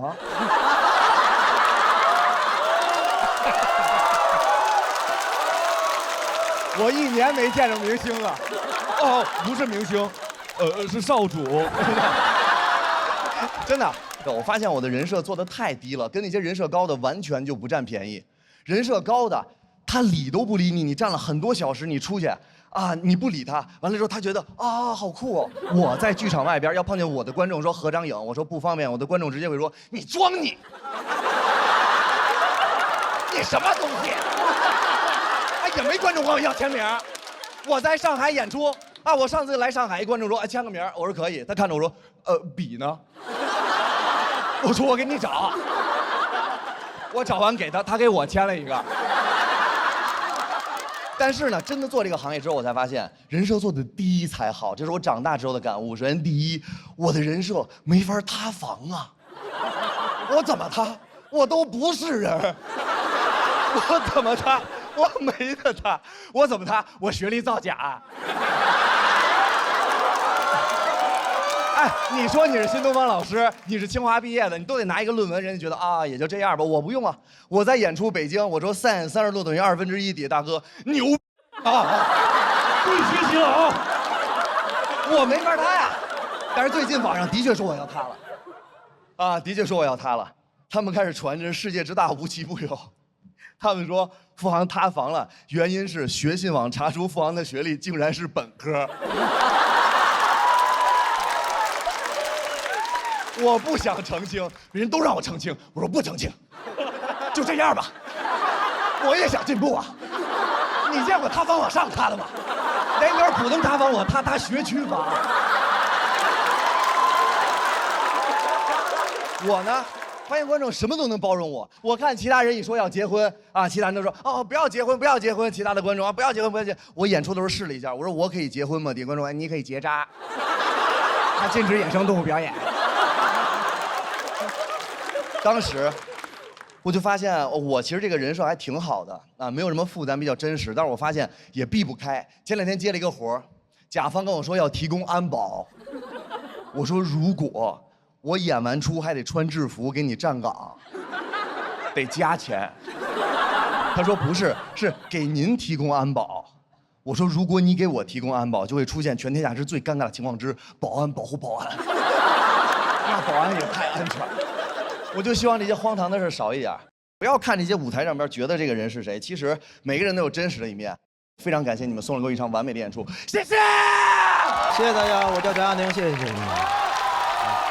真的讲讲我这个第2份工作，我前一段在工地嘛，后来为了讲脱口秀，就在杭州这个城市发展了。杭州这是果然名不虚传，特别累，特别卷。我永远忘不了我在杭州加班的记录啊，就是连续加班加2礼拜到下班凌晨4点，就什么感觉呢？朋友们，你们听过一句话没有？就那个科比说的，你见过凌晨4点的太阳吗？我看2礼拜了呢，凌晨4点根本就没有太阳呢，就只能打车回家。很多时候就是碰上有特别热情爱聊天的司机，一上车跟你聊天的小伙儿，你这是跟哪个酒吧玩这么晚呢？是那个叫海伦似的吗？是，我说是那个叫奥菲似的啊。我跟你说，本来吧不用经常那么晚，晚的原因就是因为领导经常找咱们开会，你知道吗？咱们本来6点下班就能走，经常5点55领导过来拍咱们肩膀，说咱呀，就关于那个项目，我突然就想到一个特别好的 idea 啊。我希望一会儿下班啊，咱俩可以找个时间一起就是 discuss 一下。一 discuss 就 gas 3小时，真的特别痛苦。每次跟领导 discuss 的时候，我都 diss 他，因为再不 diss 他，我就要被尬死了。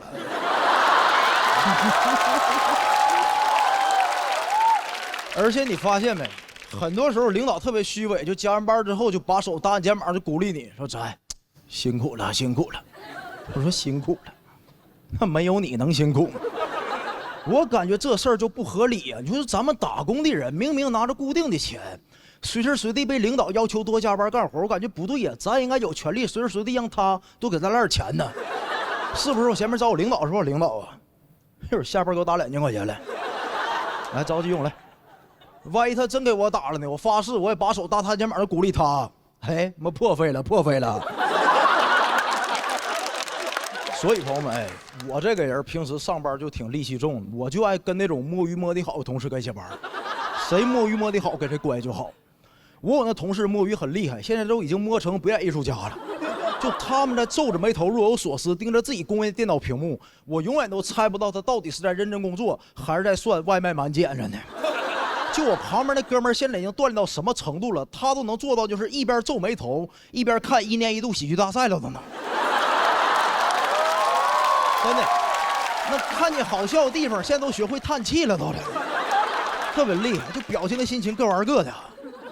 完了就提到这工作，就忍不住想给各位分享一个我最喜欢的那个 APP 软件啊，就那个钉钉啊，咱都用啊，那真是个伟大的软件啊。你们用过钉钉那个表情包没有？那个赞。特别帅，试一试。咱正常微信其他聊天软件给人发点赞的表情，就啪一个大拇指就定着了。钉钉的赞你观察过没有？那个大拇指一直摇啊！真的，这是我见过全世界最 Q 弹的赞啊！我感觉这功能就有点意思。朋友们，你想如果一个大拇指啪就定着了，就表示赞同、表示认可、表示棒，对吧？但如果要是说，你可真行啊你！是不是有点嘲讽的意思啊？而且它那里头还有一个专门为钉钉站设计的按钮，哎，那个按钮一点下去，那个大拇指居然还能进化，我变成一个大拇指，特别大。我工业电脑屏幕29寸的，第一次点开都没忍住，跟我大拇指亲自都比了一下，一边大。我摸鱼都拿它当动画片看来的。而且钉钉朋友们最厉害的是我见过全网唯一一个软件就能给赞还点赞的，真的。真的，你试试，鼠标放大拇指下边，底下居然能塞一个小大拇指的。哎，我就经常能看着那种特别帅的画面，就我领导发了个大拇指搁这摇啊，完了底下跟着60个小大拇指跟一起摇着。你要说设计功能的产品经理没当过舔狗，我都不相信了。特别帅。朋友们，我每一次讲到钉钉这部分，我都容易激动，咱们能感受到吧？说实话，钉钉这部分它这个笑点就不是那么十分稳定的，你站在台上就看得非常清楚，真的，你能看清每一双的眼睛。总有那么一些观众他没有步入社会，没参加过工作，那种学生观众朋友们，听钉钉眼睛里明显有那么一丝迷茫。别着急啊，学生朋友们啊。苍天饶过谁啊，这玩意儿！等到你凌晨4点下班用钉钉的时候，你就知道为什么喜剧的内核是悲剧了啊！关于这个上班啊，我得给各位分享最后一点。我在工作的时候最恨的一种人，没有之一，就是那种领导的舔狗。我一直以为咱们打工人应该是一伙的，不是。我遇见过最狠一个同事，真的舔领导拿命在舔。我永远忘不了那同事，他姓何，完了就是脑子有病。要做开颅手术，真有病，真的。你要开颅嘛？他前天晚上需要剃光头，他把头发全都剃了，对自己发张自拍，还配着文案，说：“兄弟们，是生是死，明天见啊！”咱都鼓励他说：“兄弟，你肯定能好，早日康复，回来等你喝酒。”我永远忘不了何工手术当天，咱们8点半上班，8点25，何工在全公司大群里发了第一句话：“祝张总生日快乐。”朋友们，开颅手术啊，那可是，这可不是一句简单的生日祝福啊，这很可能是他的遗言呐，这很可能是这哥们儿这辈子最后一次用手机发最后一句话，他选择祝张总生日快乐。张总当时看完都不敢不快乐了，张总当时看完马上发个大拇指就跟开始摇。特别感谢何工啊，让张总度了人生中目前最难忘的生日。当然，就手术进行的还是非常顺利的。这个何工现在已经出院了，人恢复的非常好。出院以后没过几个月，他就升职了，从何工就被提拔成那个何组长了，张总亲自提拔的。所以我现在每次再见到何组长，我都忍不住盯着脑那条手术疤痕多看2眼。那哥们儿开颅从脑门开着开到后脖颈，朋友们长这么大没见过那么长的事业线的，太帅了。讲到这儿，谢各位，谢谢。我叫刘振东。我是一个大专生，在法律上呢，我们大专生也可以管自己叫做大学生，大家知道吗？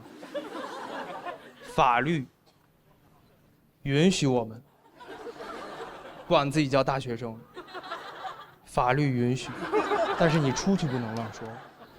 你说啊，我在念大学，有些人他不懂，但他会恶心你，你知道吧？啊，大专也上大学啊，这不要脸的，又臭又臭。法律也不管他们。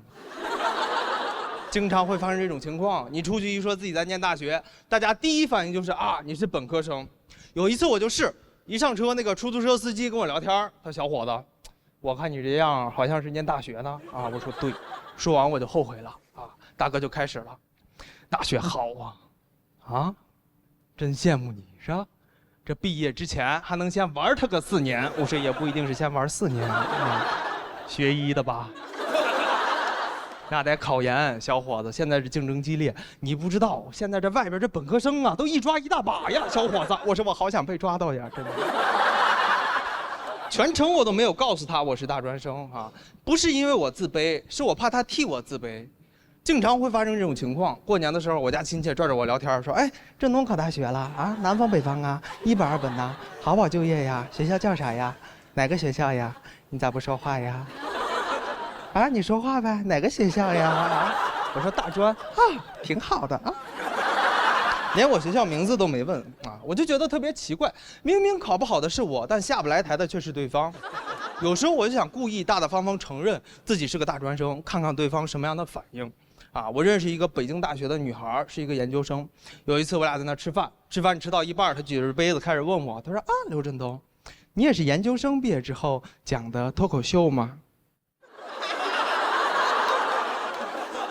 我说我是大专啊，其实我这个学历呀，已经低的超出了这个女孩的预期，但是这个女孩又想安慰我，不知道该怎么办，情急之下举着杯子看着我憋了半天，她说，哇哦。我说我是高了本科录取线3分滑档去的大专，她说酷。我说你们北大的词汇量也不是很大嘛，啊，还研究生呢，也研究不了我。然后我就跟这个女孩聊天啊，发现好学生就特别在乎自己的学校，对吧？你看北大给他们那个人工湖都取个名字，对吧？一个人工湖取名叫啥湖？大家知道吗？叫未名湖，对吧？一个人工湖取名叫未名湖啊，我们的未名湖。我们学校也有一个人工湖，我们根本不在乎。我们学校的人工湖就叫人工湖，没有人在乎。对吧？而且我觉得学习越好的学生吧，就越能替我们去流水线上干活，你知道吗？我发现学习越好越适合去流水线，对吧？首先比我们专注啊，早睡早起，对吧？他们去流水线拧螺丝不会出差错的。啊，所以我最近呢准备创业了啊！如果咱们在座有那种学历比我高的啊，希望大家给我发 offer， 好不好？讲到这儿，谢谢大家，拜拜，谢谢。大家好，我是刘洋。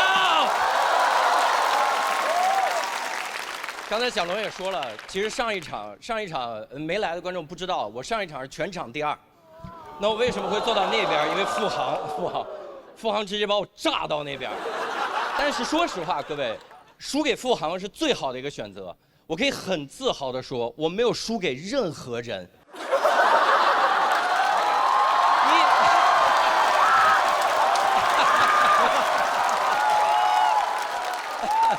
我最近在减肥，健身在减肥，主要是希望脸稍微再显得小一点，希望脸能更小一点。然后我其实，在小红书上搜了很多东西，然后很多人会说网上有很多假的东西，你不能全信的。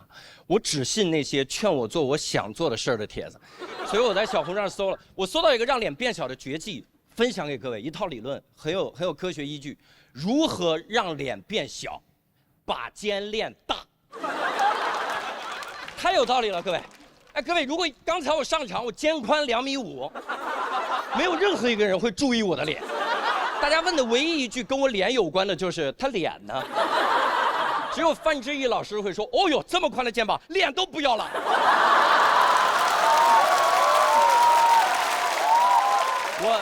我当然还在网上搜索了很多，我搜索了一系列的东西，我给各位分享一下我从那天到现在我搜索的全过程，分享一下这个心路历程。我先搜如何把肩练大，练肩的5个最佳动作，练肩如何上超大重量，肩膀受伤如何康复，阴天下雨肩膀就疼正常吗？如何让肩膀看起来很大，如何 P 图，如何战胜焦虑，如何出家，出家人如何练肩。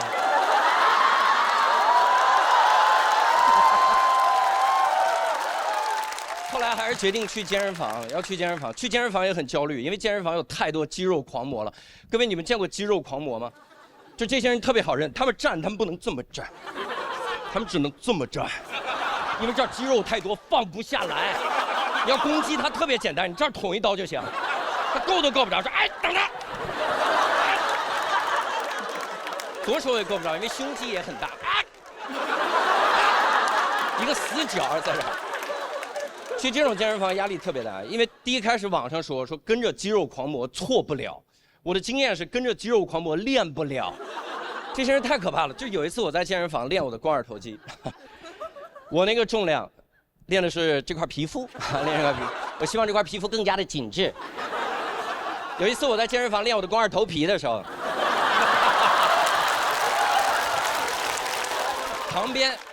旁边有个肌肉狂魔在那边深蹲，各位你知道他深蹲多大重量？他深蹲170公斤，170公斤什么概念？各位，我70公斤，他可以举起2个我还要抱一个30公斤的哑铃，而我抱不动30公斤哑铃。我给大哥当片儿，我自己还得先练练。然后那大哥在那边就在那儿蹲，我在他的旁边，拿这个2.5公斤的哑铃，瑟瑟发抖，我都不敢呼吸，我怕抢了大哥的氧气，我生怕大哥有口气儿没吸着骂我。大哥倒着倒着，哎，有口气儿没吸着，是不是你给吸了？把你也放上来，然后继续。特别头疼，而且有的时候你自己练的时候也很头疼。有一次我在那练我的胸大皮肤的时候，我练的时候，有的肌肉狂魔要过来跟你一起练，他离老远我就知道他过来了，因为他离我还有1米，胸已经到我脸上了。我说大哥往后稍一稍，大哥，大哥过来，哥们儿。这句话是他通过胸部骨传导给我的，他说哥们儿。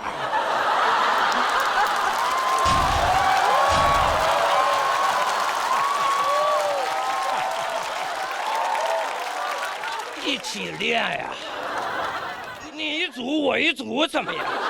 这个时候你很难拒绝他，你能明白吗？我说你边儿去，大哥能用他的钩夹碎我，以钩服人。我就只能让他练，跟他练根本就没法练。大哥用那个重量，我这辈子都用不了。大哥在那嘎吱嘎吱嘎吱嘎吱嘎吱，我在旁边扇风扇得快感冒了。想你的风还是吹到了健身房。大哥练得很开心，嘎吱嘎吱嘎吱嘎吱，棒往那一放上。哥们儿，我去喝口水。你练吧，我练个屁呀！我做的唯一一件事就是拆大哥的片儿。杠铃还不能只拆一边，我拆完这边跑到这边拆，拆着拆着再拆这边，拆着拆着大哥回来了，我才开始往这装着呢。装完大哥回来无缝衔接，继续练，感觉我是大哥养的一个奴隶，专门负责给大哥的杠铃片散热。大哥一走，现在都热坏了吧？这个。大哥有的时候一回来，发现一个杠铃片没少，也跟我聊2句，说哟，哥们儿，可以呀，你也用这个重量。我说怎么说呢？我多少是用到了这个重量，但是咱俩练方式不太一样，我拿这练往返跑。然后有的时候我自己突然就顿悟了，我觉得我不应该卸大哥的片儿，我应该卸下自己的焦虑，好吧，我应该卸下自己的尊严。我现在去健身房，我一个肌肉狂魔都不看，我直奔小重量杠铃片区。哎，各位真的，在一个充满肌肉狂魔的健身房，小重量杠铃片区，蓝海，那些小重量杠铃片每天在那没有任何人理他，我一去他们就过年了，最懂他们的人来了。我一过去，那就全过来了，什么2.5公斤的呀，1.25公斤的呀，粉色的小哑铃，绿色的小沙锤啊，全跑过来，你来啦！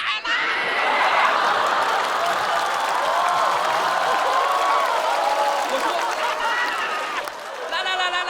举高高，哎，骑大马，一个个来啊，2就5公斤了，举不动了啊！非常感谢大家，我是刘洋，谢谢大家。大家好，我是王建国。咋样啊？都挺好的吗？挺好就行，挺好就行。希望我也能挺好啊，因为这是我在本季最后一场单口表演了。我对这场演出重视到什么程度，朋友们，我都没有下载《黑神话：悟空》。哎，就这个游戏也让我明白了什么叫信息茧房。就我以为这事儿这不天下皆知吗？但是有那不打游戏的人，那朋友真没听说过。我就没有玩嘛，我昨天就特别难受，我就在那哭喊，我说：“哎呀，我好想打黑悟空啊！”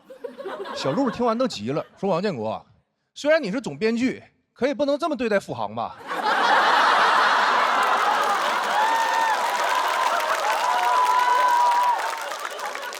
我看看我们这些个新选手们，一个一个的朝气蓬勃，真好。你再看看我，在镜头里一看，我胖的到处都是，就我脸和脖子这2坨肉啊。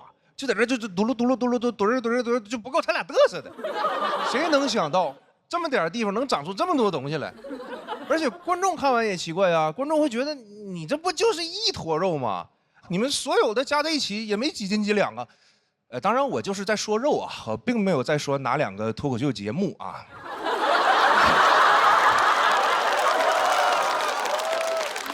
我太胖了，朋友们，我合计我要不就保养一下皮肤吧。我前2天买个面膜我就贴上了，贴完发现贴不全，就是只能盖住中间这一小块啊，感觉就是在脸上打了个补丁。我就想这个面膜这玩意儿这功效到底强不强啊？如果功效过强，你说到最后容易中间水汪汪的，外面留个圈儿，就这形象好适合去代言一个马桶啊，好形象啊。然后其实我也去过健身房减肥嘛，发现没有用。你别看我好像人高马大的，我纯虚胖，我就推那个杠铃，加多小的片儿我都推不起来。那教练也有招，把那杠铃片全拆了，周围人就看到我一个大胖子躺在椅子上，在那疯狂举棍儿，黑神话悟能。我就觉得太丢人了，就赶紧跑吧，是吧？但是我胳膊抖，就练个这破玩意儿，我胳膊还抖，撑不住，坐不起来，最后爬下来的。旁边人还问他说：“你站起来呀，你爬什么呀？”我心想，你还在这说风凉话呢，还我爬什么？吃俺老猪一爬。真的，我感觉我这辈子净丢人现眼了。那天讲开放麦也是，就是连着讲了好几个梗都冷场了。我心想这不行啊，那没人笑哪行？没人笑我得轻松化解呀。想到此处，我就立马掏出手机，我说我给大伙儿拍个合影，我来茄子。果然所有人都笑了，是吧？谁合影不笑啊？华为 Pura 70系列，超高速风驰闪拍，轻松捕捉每个瞬间，笑的时间再短也能捕捉到。真挺好的，我心理素质就特别差啊，我一般是不敢看 repo 的。我感觉现在这个评论太狠了，主要是啥呢？它能显示 IP， 这个就导致了，就哪怕只有3、5个人骂你，都能骂出一种狼烟四起的感觉，对吧？打开看，哎呀，有河南的朋友不喜欢我，啊，有陕西的朋友不喜欢我，哎，怎么北京的也不喜欢我？就有一种当年崇祯皇帝看奏折的感觉，对吧？打开一看，中原沦陷了，西北也没了，怎么京城都没了？多像是吧？崇祯最后吊死在眉山，骂我的帖子最后也没删。但是我们今天请来了一位狠人啊，他就经常能让骂他的人后悔自己评论没删。这位大哥在网上就挨个跟那 repo 吵架，吵完了呢还给人转发出来继续吵，还强烈推荐人家要好好去精神病院看一看。他就是北京6院民间代言人，宛平南路600号种草博主罗永浩老师。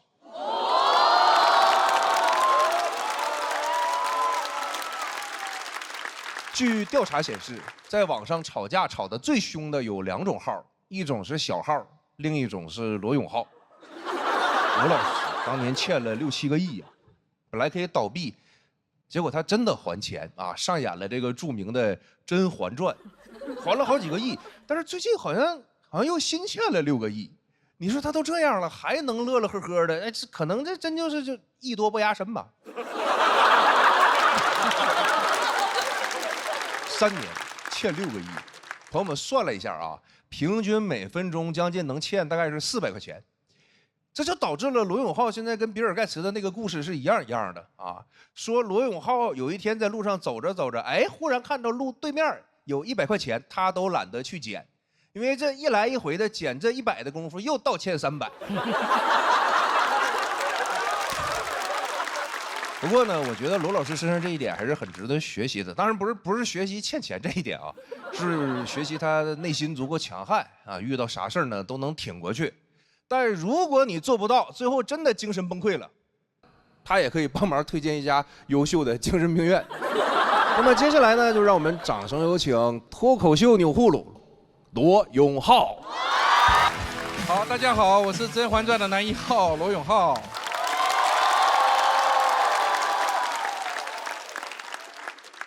甄嬛传》启动3年，我们6、7个亿的债基本上全部还完了。本来这次想给大家呈现一个完结篇，结果一不小心又欠了6个多亿，所以现在总的债务呢已经变成了13个多亿，将近14个亿。14个亿是什么概念呢？我们小时候都有一个很傻的想法，仰望星空，心想，如果14亿中国人，每个人给我1块钱，我的人生会发生什么样的变化？你们的我不知道，我的已经知道了，14个亿也就刚好还清债务，啥也没剩。所以最近我经常仰望星空，又在想，如果14亿的中国人每个人给我2块钱，那就彻底解决问题了。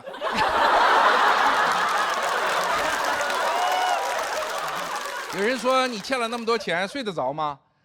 我经常也会失眠，但是我在床上睡不着的时候就数我的债务，1个亿、2个亿、3个亿，就睡着了，睡得特别香。早晨起来倍儿精神，伸个懒腰，推开窗户，哎呀，又是债务满满的一天。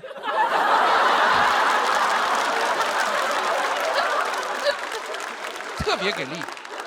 网上很多人恶心我说这胖子欠了满满1屁股债，他们关注的是恶心我和债，我关注的却是屁股的中文用法。比如说屁股可以是名词，也可以是量词。作为量词的屁股有一个神奇的特点，就是它不叠加。一个满满1屁股债的人，不管再欠多少钱，他还是1屁股债，不会变成2屁股债。也就是说，1屁股债加1屁股债还是1屁股债，这太神奇了。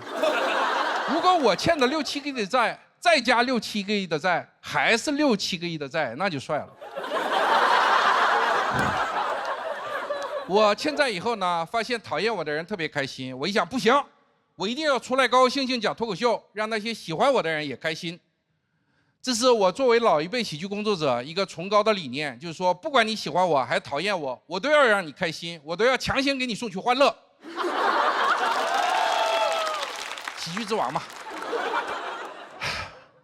罗马的凯撒大帝，除了会打仗，也是一个朴素的文字工作者。他写过一句非常朴素的名言，非常有力量，叫做“我来了，我看见了，我征服了”，特别帅。所以我就想，我折腾完了《甄嬛传》，我这辈子也算没有白折腾，至少我的墓碑上可以刻上这样一句朴实的话：我来了，我欠债了，我还了。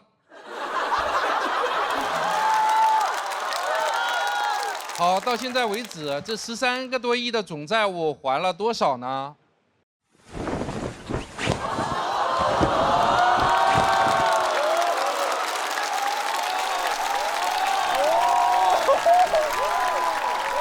好，这13个亿的总债务，我们已经还了8.24亿，这是我的身高和8.24亿钞票摆在一起的样子，这是一个真实的比例。有人说不对，我一眼看出毛病了。按你这个比例，钞票墙的面积也太小了吧，至少差了几千倍。好，你说的非常对，这些钞票的摆放不是一张一张的，是一捆一捆的，所以这个图片里每一张钞票的背后都是34万块钱，不是100块钱。如果把这些钱平摊到地上，能铺满13个足球场。好，说到足球，我们就好好说说中国足球。好，我是开玩笑的啊，其实中国足球挺好的。我们做这个喷绘的时候，上海的打印店里都在传说那个叫罗永浩的疯了，因为还不上钱，他开始自己印了。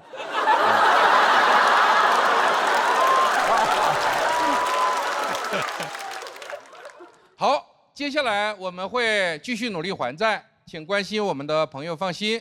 希望下一次来讲脱口秀的时候，给大家献上的是《甄嬛传》第2季的大结局完结篇，而不是《甄嬛传》第3季。但是，如果你们实在想看《甄嬛传》的第3季，也不是没有可能，因为我又创业做了一个新的公司，所以呢，完全有可能。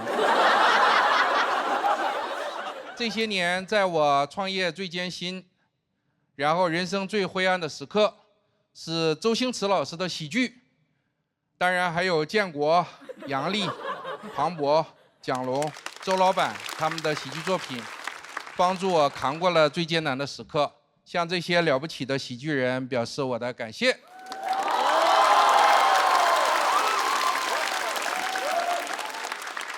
好，最后我想说的是，喜剧的内核是悲剧，但人生的悲剧终归还是要靠喜剧来化解的。好，谢谢大家。我是被误会成悲剧之王的喜剧演员罗永浩，谢谢大家。大家好，我是阎鹤祥。刚才那个蒋龙已经说了，本来啊，金牌那屋应该是6把椅子，就是说这个节目前面是有6块金牌的，然后为什么变成5个了呢？因为上一期我是全场垫底，你就看这节目有多激烈啊，从第1到最后。但我觉得这是好事儿，这有充分的证明咱们这个节目没有黑幕，啊，因为我跟所有选手不一样，是因为我搭档就坐在评委席。没黑幕，真没黑幕。我用这个真人秀证明这个节目没有黑幕啊。下来我跟大林也聊，我说大林，你真得回来说说相声了，啊，真的，你回忆一下咱俩的往事，对不对？你看看身边的我现在多水，我才是你的边水往事。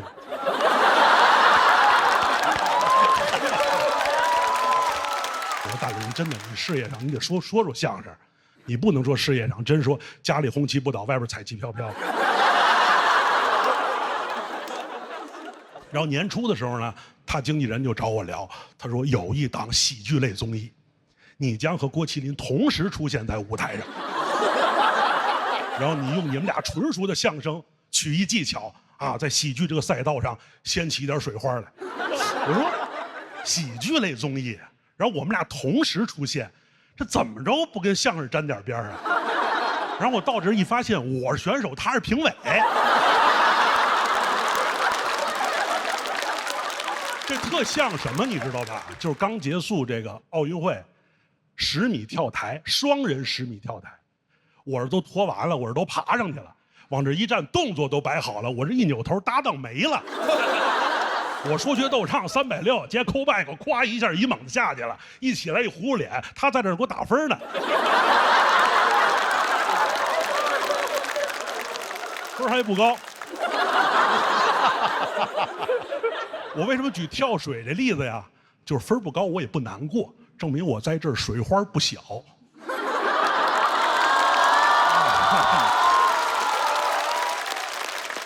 哎呀，所以拜这个搭档不工作所赐，我今年也有了好多别的跨界的机会，啊，还参加了一档别的喜剧类综艺。然后呢，我失去一个搭档呢，我在那个节目又获得了一个搭档，就是刚才的刘洋。我们在一个战队，刘洋对我帮助很大，这个实话实说。但是刘洋现在也很火，你要上网搜，刘洋现在的标签是喜剧卷王。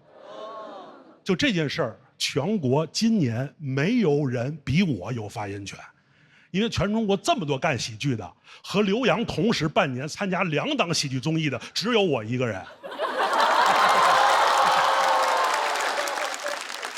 而且我是说相声的。他要是6边形战士，我就是10项全能，你知道吗？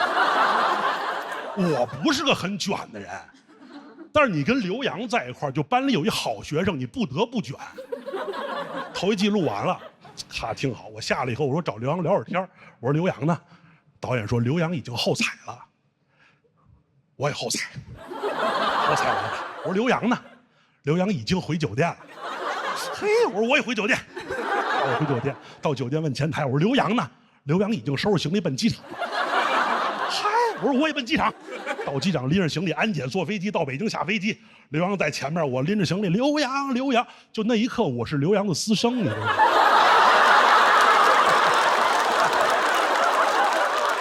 刘洋，刘洋。到机场取车，到那边创牌，下午创牌，晚上展演。都下来，我是累着呼带着。我说刘洋呢？刘洋去赶开放麦了。追3场开放麦都下来以后还没有刘洋。我说刘洋呢？刘洋回家看儿子去了。我是没儿子呀。我给刘洋播一视频，我说刘洋，你让我看看你儿子。刘洋说我儿子已经睡了。我说那你也给我看看，要不我睡不了。到这个节目啊，没办法，我这一直在寻找同温层，找共鸣。我们德云社来仨人，还一个上九溪，还一朱鹤松。我头一期我就跟上九溪、朱鹤松我们就聊，我说这节目里边只有咱们仨是说相声的，代表德云社，咱们得一块儿闯入决赛。头一轮完了，上九溪、朱鹤松就淘汰了。第2轮我找傅首尔聊天，我说傅首尔，这里边只有咱俩是语言类的跨界演员，咱俩给携手走进决赛。然后第2轮傅首尔就淘汰了。第3轮我找梁岩聊，我说梁岩，这里边只有咱俩是40+的中年演员，咱俩给携手并进，然后梁岩就淘汰了。刚才我找刘洋聊天，我说刘洋，只有咱俩跨2个综艺。刘洋说你给我滚！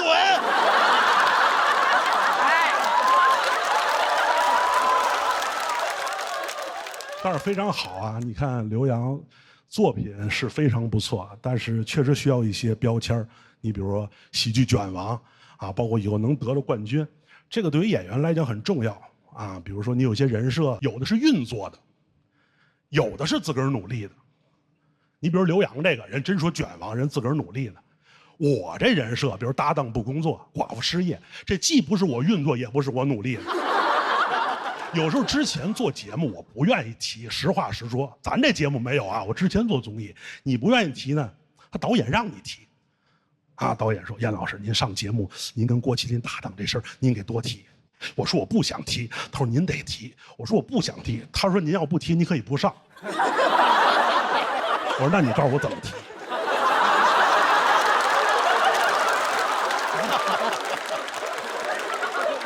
那怎么办呢？还有一类，你看，包括你有了这些所谓的一些标签跟人设以后吧，有的一些东西，它有时候不是你自个儿弄的，是有一些，比如说观众，包括舆论呢，有时候把你架到这位置上了。我给你举个例子啊，有一回我在北京，这跟郭麒麟没关系，我在北京一报刊亭啊买冰棍儿，我跟这个大爷说，我说您给我来一根冰棍儿，这大爷呢就给我认出来了，哎呦，你不是德云社那个阎鹤祥吗？老看你说相声说评书，哎呦特有学问啊，跟你师傅学的真好，你那么多词儿怎么背下来的？是不是老得看书，老得学习啊？你们都是大学毕业吧？你要什么来的？我说我那个要一个财经周刊。人夸你半天，问你要什么，你说要一冰棍儿。你有了这些以后呢，有时候我们又会反向的要求自己，有时候也很累。还有一回我在北京，在一超市买吃的，我买一什么呢？我买一香蕉，买一个盒的一个酸奶，然后又买一矿泉水，我装一袋儿里呢。我坐公共汽车，我什么意思呢？我说在车站把这个东西吃完了呢，车一来我把这一扔，我就上车了。就在这车刚一来，我这东西吃完了要扔的时候，又来一我们的观众，哟，这不德云社的严老师吗？演员第一反应啊，垃圾没分类。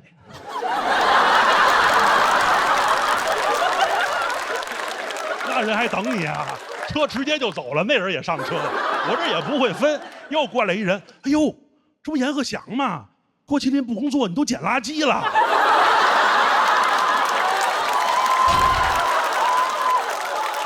卖惨是不是？您立这人设干嘛呀？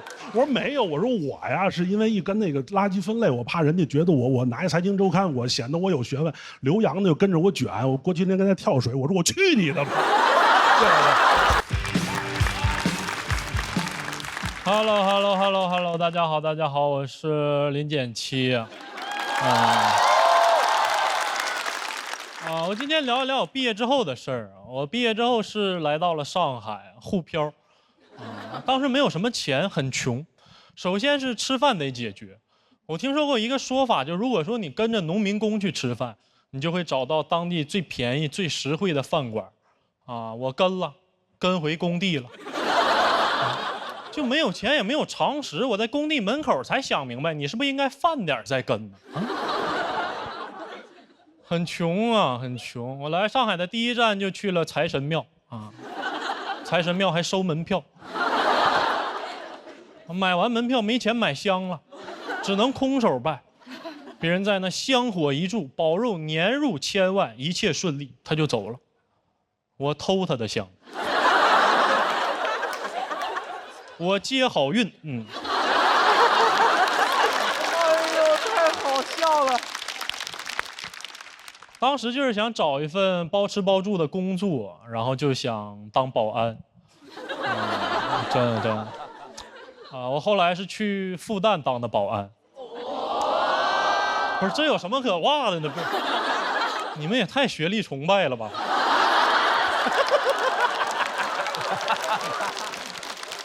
其实我也一样。我为什么去复旦当保安？原因很简单，就是我想在以后朋友聚会沉默时，我突然说一句自由而无用。他说什么玩意儿？我说没事儿，我们学校校训。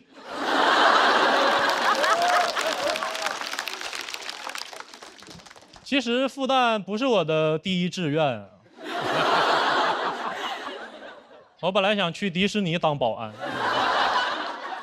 当保安王子，把在逃公主全接回来，被迪士尼拒绝了。他们说我没有保安证，我说我会唱《Let It Go》也不行吗？他说。面试就非常痛快啊，复旦面试就非常痛快。面试官只问了我一个问题，他说你坐过牢吗？他问的有点太笃定了，以至于我不知道坐牢它是加分项还是减分项。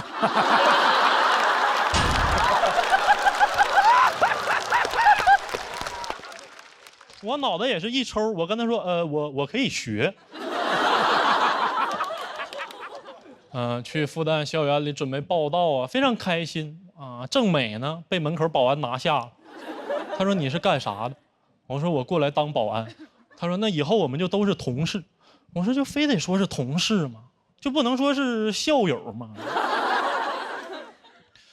当上保安，我发现每天早上保安要集合做操啊，队长要教我们指挥停车的几种手势啊。我当时就发懵，我说这怎么还指挥上交通了呢？这是复旦大学还是交通大学？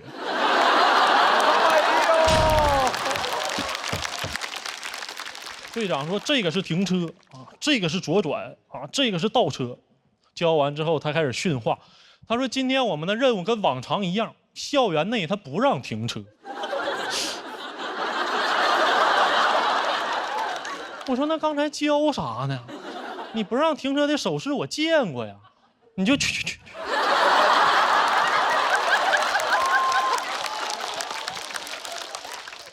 我被分配到了巡逻岗啊，我不知道得去哪儿，我就问队长，我说我们应该去哪儿巡逻？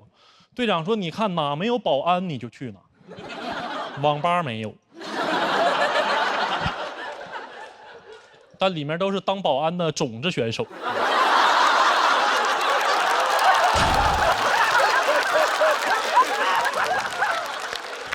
其实我们巡逻就是负责复旦学生的安全啊，但是复旦学生非常安全啊，我们唯一能干的事就是把倒了的共享单车摆正。但是复旦学生素质有点太高了，车倒了他们自己会摆。也就是说，我干了一份毫无意义的工作。我每天就在那找活，我就在那找倒了的共享单车。有一天，我终于找到一辆，非常激动，我这么一扶倒了一排。我非常开心，因为终于有活干了。但是让我非常羞愧的是，复旦学生开始围过来帮我，我都有点急了。我说这是我的活儿啊，你学去呀！你不学我也不学，那复旦开它干啥呀？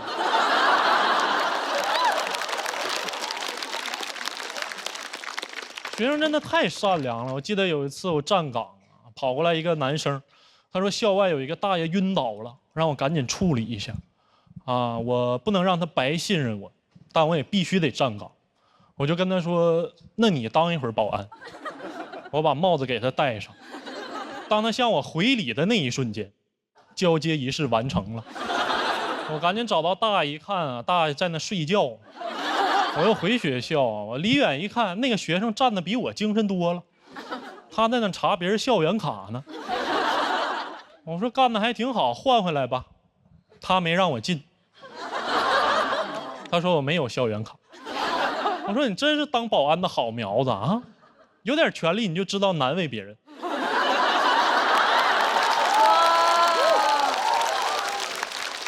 他说就是跟我开个小玩笑啊，觉得当保安挺有意思的。那一刻我情绪非常复杂，就是他能随时替我当保安，我不能替他念书，我会的就那些玩意儿，对吧？你们想，如果课堂上老师对我提问，他说高分子材料在哪个区域有不可替代性，我说这个区域我不负责。你可以问他啊，老师说你赶紧回去复习吧。我说去。其实那段时间过得非常的孤独，也没有人可以说话，然后我就写成了日记，我给大家念一下。晚上下班了，保安都去钓鱼了，都在河边站一排，河很安全，鱼很危险。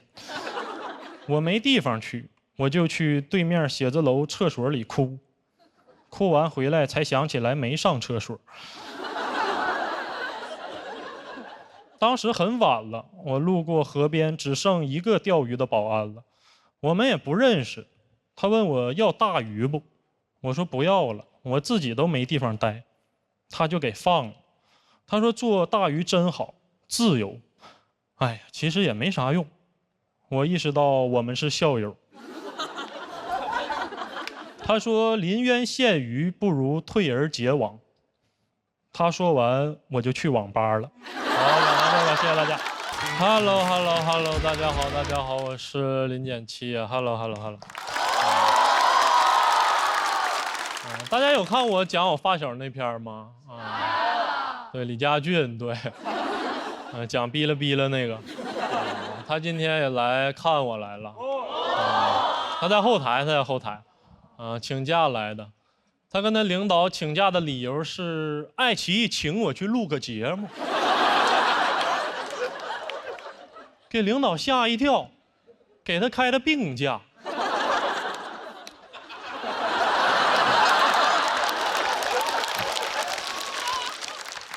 我们毕业之后就一起去了南方，然后住在一个小房间里啊，日子过得一塌糊涂。因为我是那种非常幼稚的人啊，我每周必看白桃星座，桃白白，就它是一个公众号，它会给你下周的健康做一个预测，让你提前来预防啊。我觉得这个东西它有一个问题啊，就是它准的有点邪门了，就下周他让我哪儿疼我哪儿就疼。我说这是白桃星座吗？这不死亡笔记吗？说我下周胰腺疼，我都不知道我胰腺在哪儿。我问我发小，我说你胰腺在哪儿？你知道吗？他说我胰现在在深圳。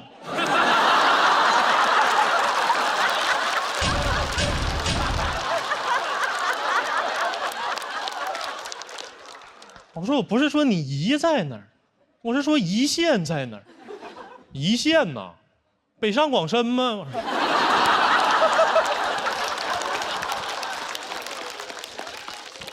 他就是一个非常抽象的一个人啊。我记得有次我微信上不去了，需要好友给我发验证码，然后我就跟他说：“你微信给我发688423。”他说：“我暂时没有这么多钱。”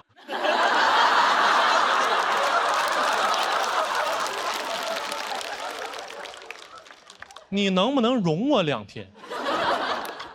我说这2天你要干啥呀？去胰腺找你姨呀？当时每天日子过得就是非常荒唐啊！我记得有次我们去楼下盖浇饭吃饭，我就觉得那个盐就特别咸，盐都硌牙，你知道吗？然后他吃了一口，他说先别吃了，就是他家用的盐是大粒盐，扫雪用的。我说南方也不下雪呀，他说所以就用这儿了吗？他还是接着吃了，把这个盐挑出去，碗都快空了。我就感觉就是米不够了，把盐叫过来撑场面。你说跟我走吧，反正你闲着也是闲着。盐一想也行吧，万一有人吃一肚子血呢，是吧？对，这就是我的风格啊。日子就是过得也非常窘迫，家里太小了，放不下任何家用电器。我去剪头发，理发师问我平时怎么吹头发，我说我一般是骑自行车吹，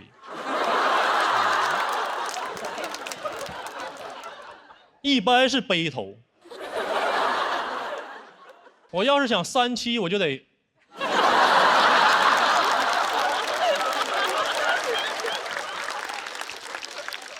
这段子写的太有生活了。你就别说这个吹风筒了啊，就经常在家吃饭就是买馒头，舀一大口当碗，既是饭碗也是碗饭啊。就你拿这东西出去，你都没法要饭。我这一伸手说给点吧，人说你这不有吃的吗？房间真的太小了，只能摆下一张床，然后我跟他一块儿住在床上。他还是比较邋遢的那种人，他比较邋遢，喝完的这个瓶罐矿泉水瓶就都立在床上，啊，他一睡觉就跟帝王出土似的。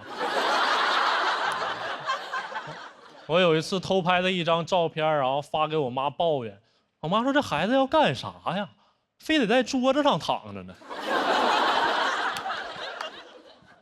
每天晚上他一睡觉一翻身，这些瓶就全滚我这边来了。哎呀，哗啦哗啦，我就感觉我一闭上眼就回到童年啊！我睡在这个海洋球城堡里。当时每天都在抱怨，就是房间太小了。直到我们发现隔壁住着一家3口，哎呦，一家3口住5、6平，非常感慨。我就觉得空间越小，他人就越多，对吧？很奇怪，空间越小人就越多，空间越大人就越少。对吧？200平的豪宅，他可能只住2个人，但8人的合租房肯定不止住8个人。你就感觉穷人他就是好收纳。我现在兜里就揣俩，别出了啊！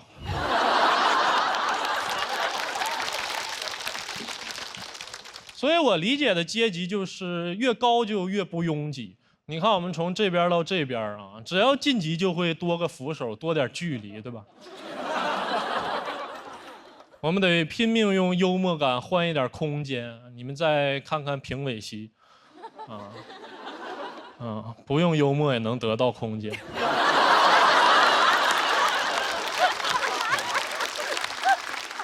当然，我这也是一个幽默，看他们懂不懂。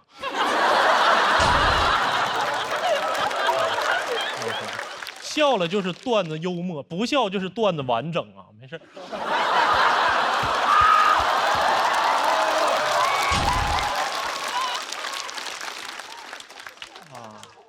我昨天发小也陪我彩排了，他就看着我们选手的座位说：“你们座太小了，你什么时候能坐那边？”我说：“你再容我2天啊。”其实我今天总决赛发小能来真的很开心啊，因为我们现在聚的很少了。我总会想起原来我们住在一起，就在那个小房间里。虽然房间很小，但每天就是胡思乱想，说一些有的没的，你一嘴我一嘴的。我记得有一天我看书，书上说雪糕是元朝发明的，我就开始思考，那怎么没有雪糕古董呢？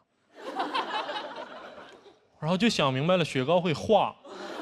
想明白之后就有点伤感，我就觉得有些东西它连被保存的资格都没有。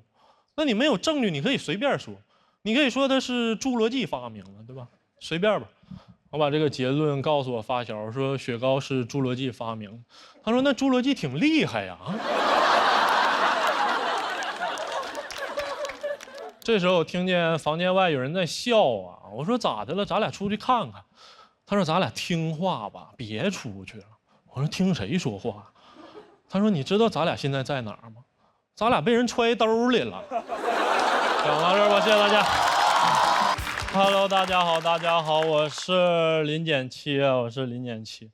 我最近觉得我思维不是很正常，我不知道我自己多大，我只知道我20多岁，而且我数学特别的不好。我有次打开计算器用今年减去我的出生年，我是99年的。我就打25减99，然后我看我今年负74了。宝宝，你是一个早产儿啊！作为一个早产儿，我还是觉得我很聪明，我很聪明。比如说，我想在我脑袋的2边纹身，我想在我头发底下就贴着头皮纹一句话。我想问一句，不是让你别减这么多吗？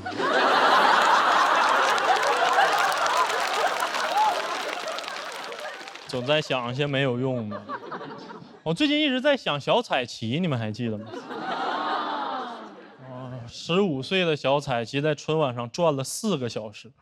我当时看电视的时候我就不能接受，因为我是一个东北孩子。就在我的世界观里，它就不存在一个台子上它能1人转，你们懂？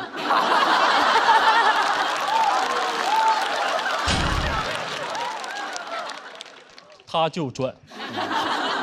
我去查了一下他跟春晚的渊源啊，一开始他是在一个舞会上转了2个小时，没有人拦下孩子。冯小刚看见了，说你能转2个点，你就能转4个点。他不像一个导演，他像一个基金经理。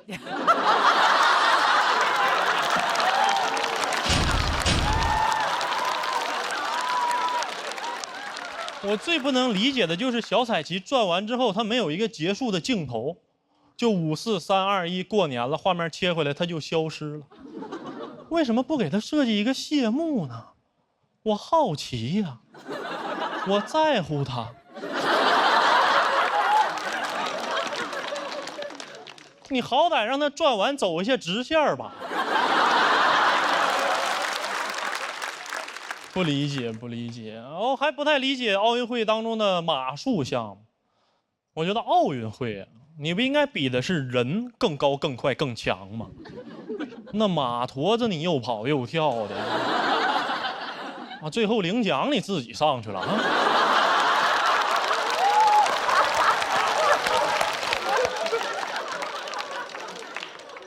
我当时还看见一个新闻，说一个澳大利亚的马术选手他的药检呈阳性。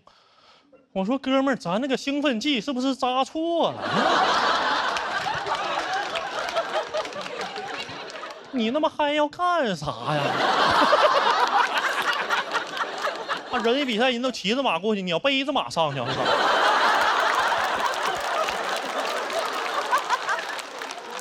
我甚至都怀疑这哥们儿他本来他就不是马术选手，他就是嗨了。他一走到那儿，哎，有个马，啊，走就走了。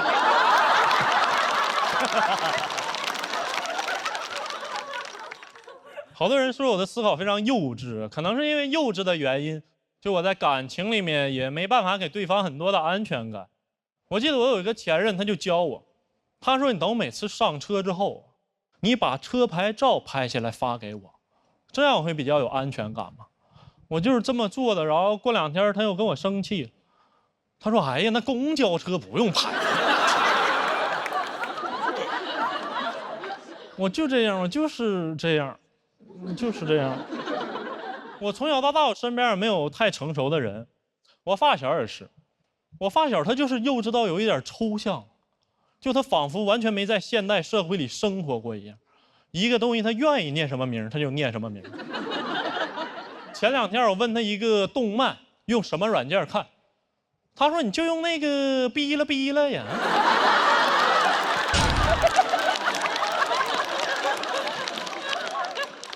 我认识他15年了，也不知道他下句话要说什么，他脑子里究竟在想什么。他每天就幻想自己是2次元当中的主角，今天是炎龙侠，明天是迪迦。我说那你最喜欢的2次元角色是谁呀？他说是欢欢。我说欢欢挺冷门啊，哪部作品里面？他说欢欢你不知道啊，福娃。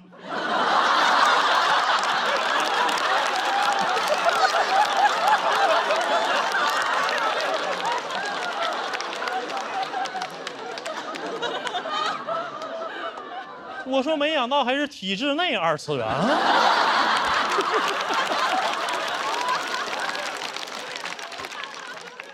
就有时候我都跟不上他跳脱的思维啊。我跟他在路边挑饭店，我说吃羊蝎子吗？他说不吃了，我海鲜过敏。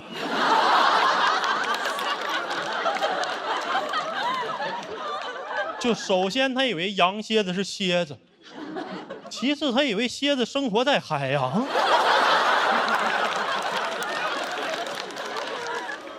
我说哥们儿，那蝎子是山里的呀。他说是哈，你一说闻着是有股膻味儿。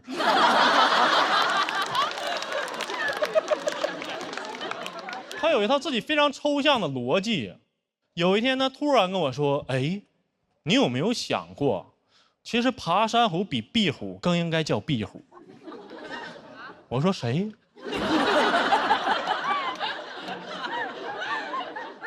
他说你看爬山虎它永远生长在墙壁上，所以应该叫壁虎。壁虎总是在墙壁上往上爬，像爬山一样，所以它应该叫爬山虎。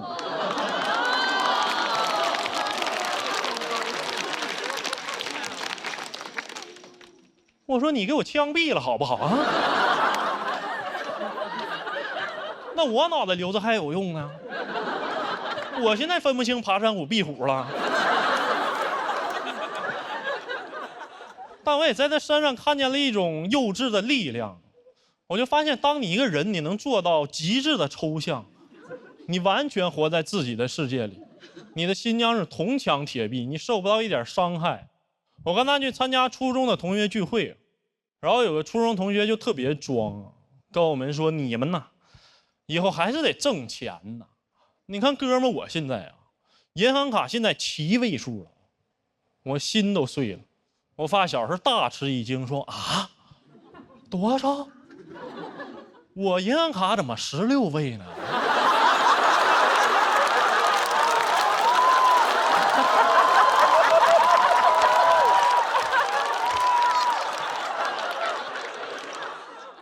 你是不是因为注册的早啊？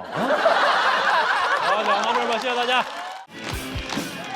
Hello， 大家好，我是林建七，我是一个东北人，我出生在东北的一个小县城抚顺。我觉得出生在小城市，你就很难介绍自己。别人问我家在哪儿，我说辽宁，他说辽宁哪儿，我说抚顺，他说抚顺在哪儿，我说离沈阳很近，每次都很繁琐，所以一般我会主动说我是辽宁沈阳抚顺。我是辽宁沈阳抚顺，我是辽宁沈阳抚顺，直到一个南方哥们儿紧紧握住我的手，他说：“你好，抚顺。”你好，抚顺，我广西南宁李坤，你好。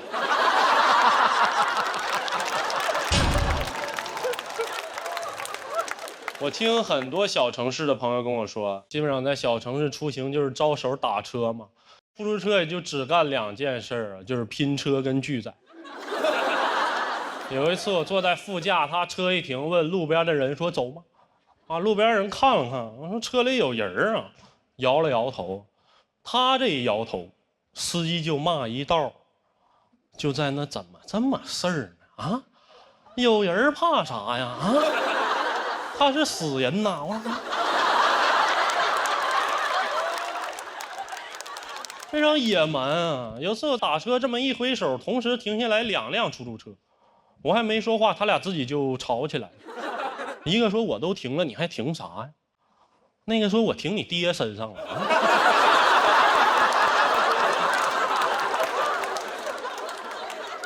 怎么你停了我就不能停呢？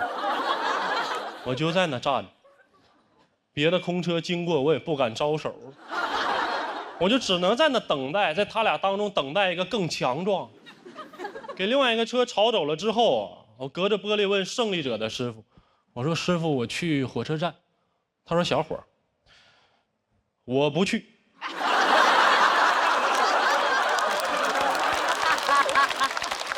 也没有共享单车。其实投放过一批共享单车，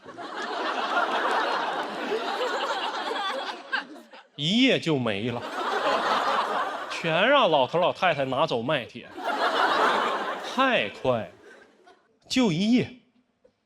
哈喽单车拜拜了。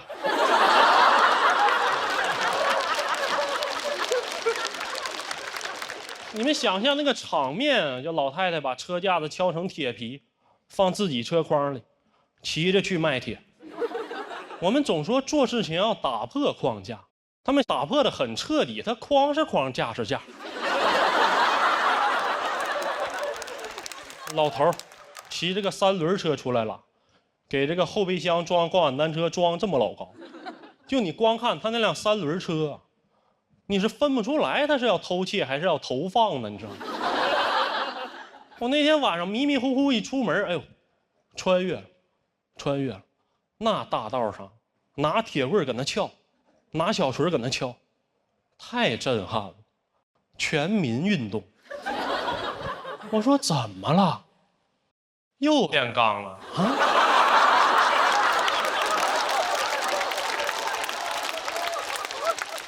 那边老人就是非常的自由啊，什么也限制不了他们。宗教也是，他们信的也不是正规宗教啊。好多老人他信教是因为他们到岁数了，准备上天堂。信别的就很少，你要跟他说轮回，他就说轮回我就不去了。啊，宗教这儿不让干，那不让干，他们信教的主旨就是我都能干，因为我能忏悔。所以你能看见一种奇观啊，就好多老人在教堂门口打牌。哎呦，这帮堕落天使啊！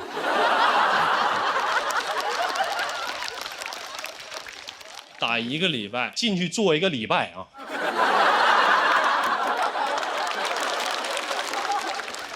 那话你都没听过呀，主啊，我忏悔，妈3代1出早了。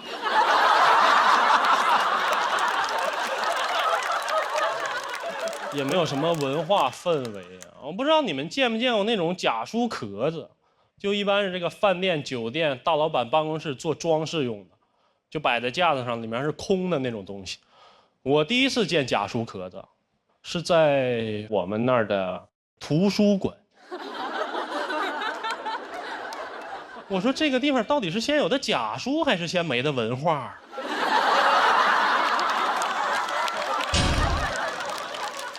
你们能想象吗？一个个嗷嗷待哺、渴望知识的青年，翻开书一看，我文化了啊！我还上网查了一下，这种书它叫仿真书。哎呦，你听它这个名字啊，仿真书。我从小就对真假这种定义非常的清楚啊。我小时候也穿一些高仿的鞋什么的，我同学就指着我，他说：“你这个鞋是假的。”我觉得真假你也得看哪种维度吧。在你那儿它是假的耐克，在我这儿它是莆田正品。但是仿真书啊，它都不是书，它是纸壳子。你让老头老太太知道了，来了全给你拿跑。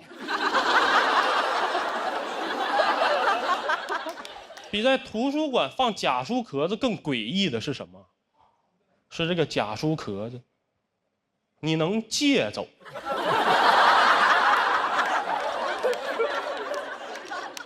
当他跟我说这书啊，你最多看30天的时候，我都有点入定了。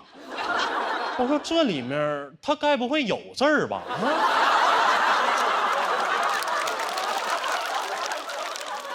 老师问我看没看过《红楼梦》，我说那打开里面一场空啊。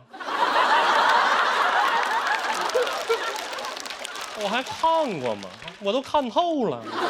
讲到这儿吧，谢谢大家。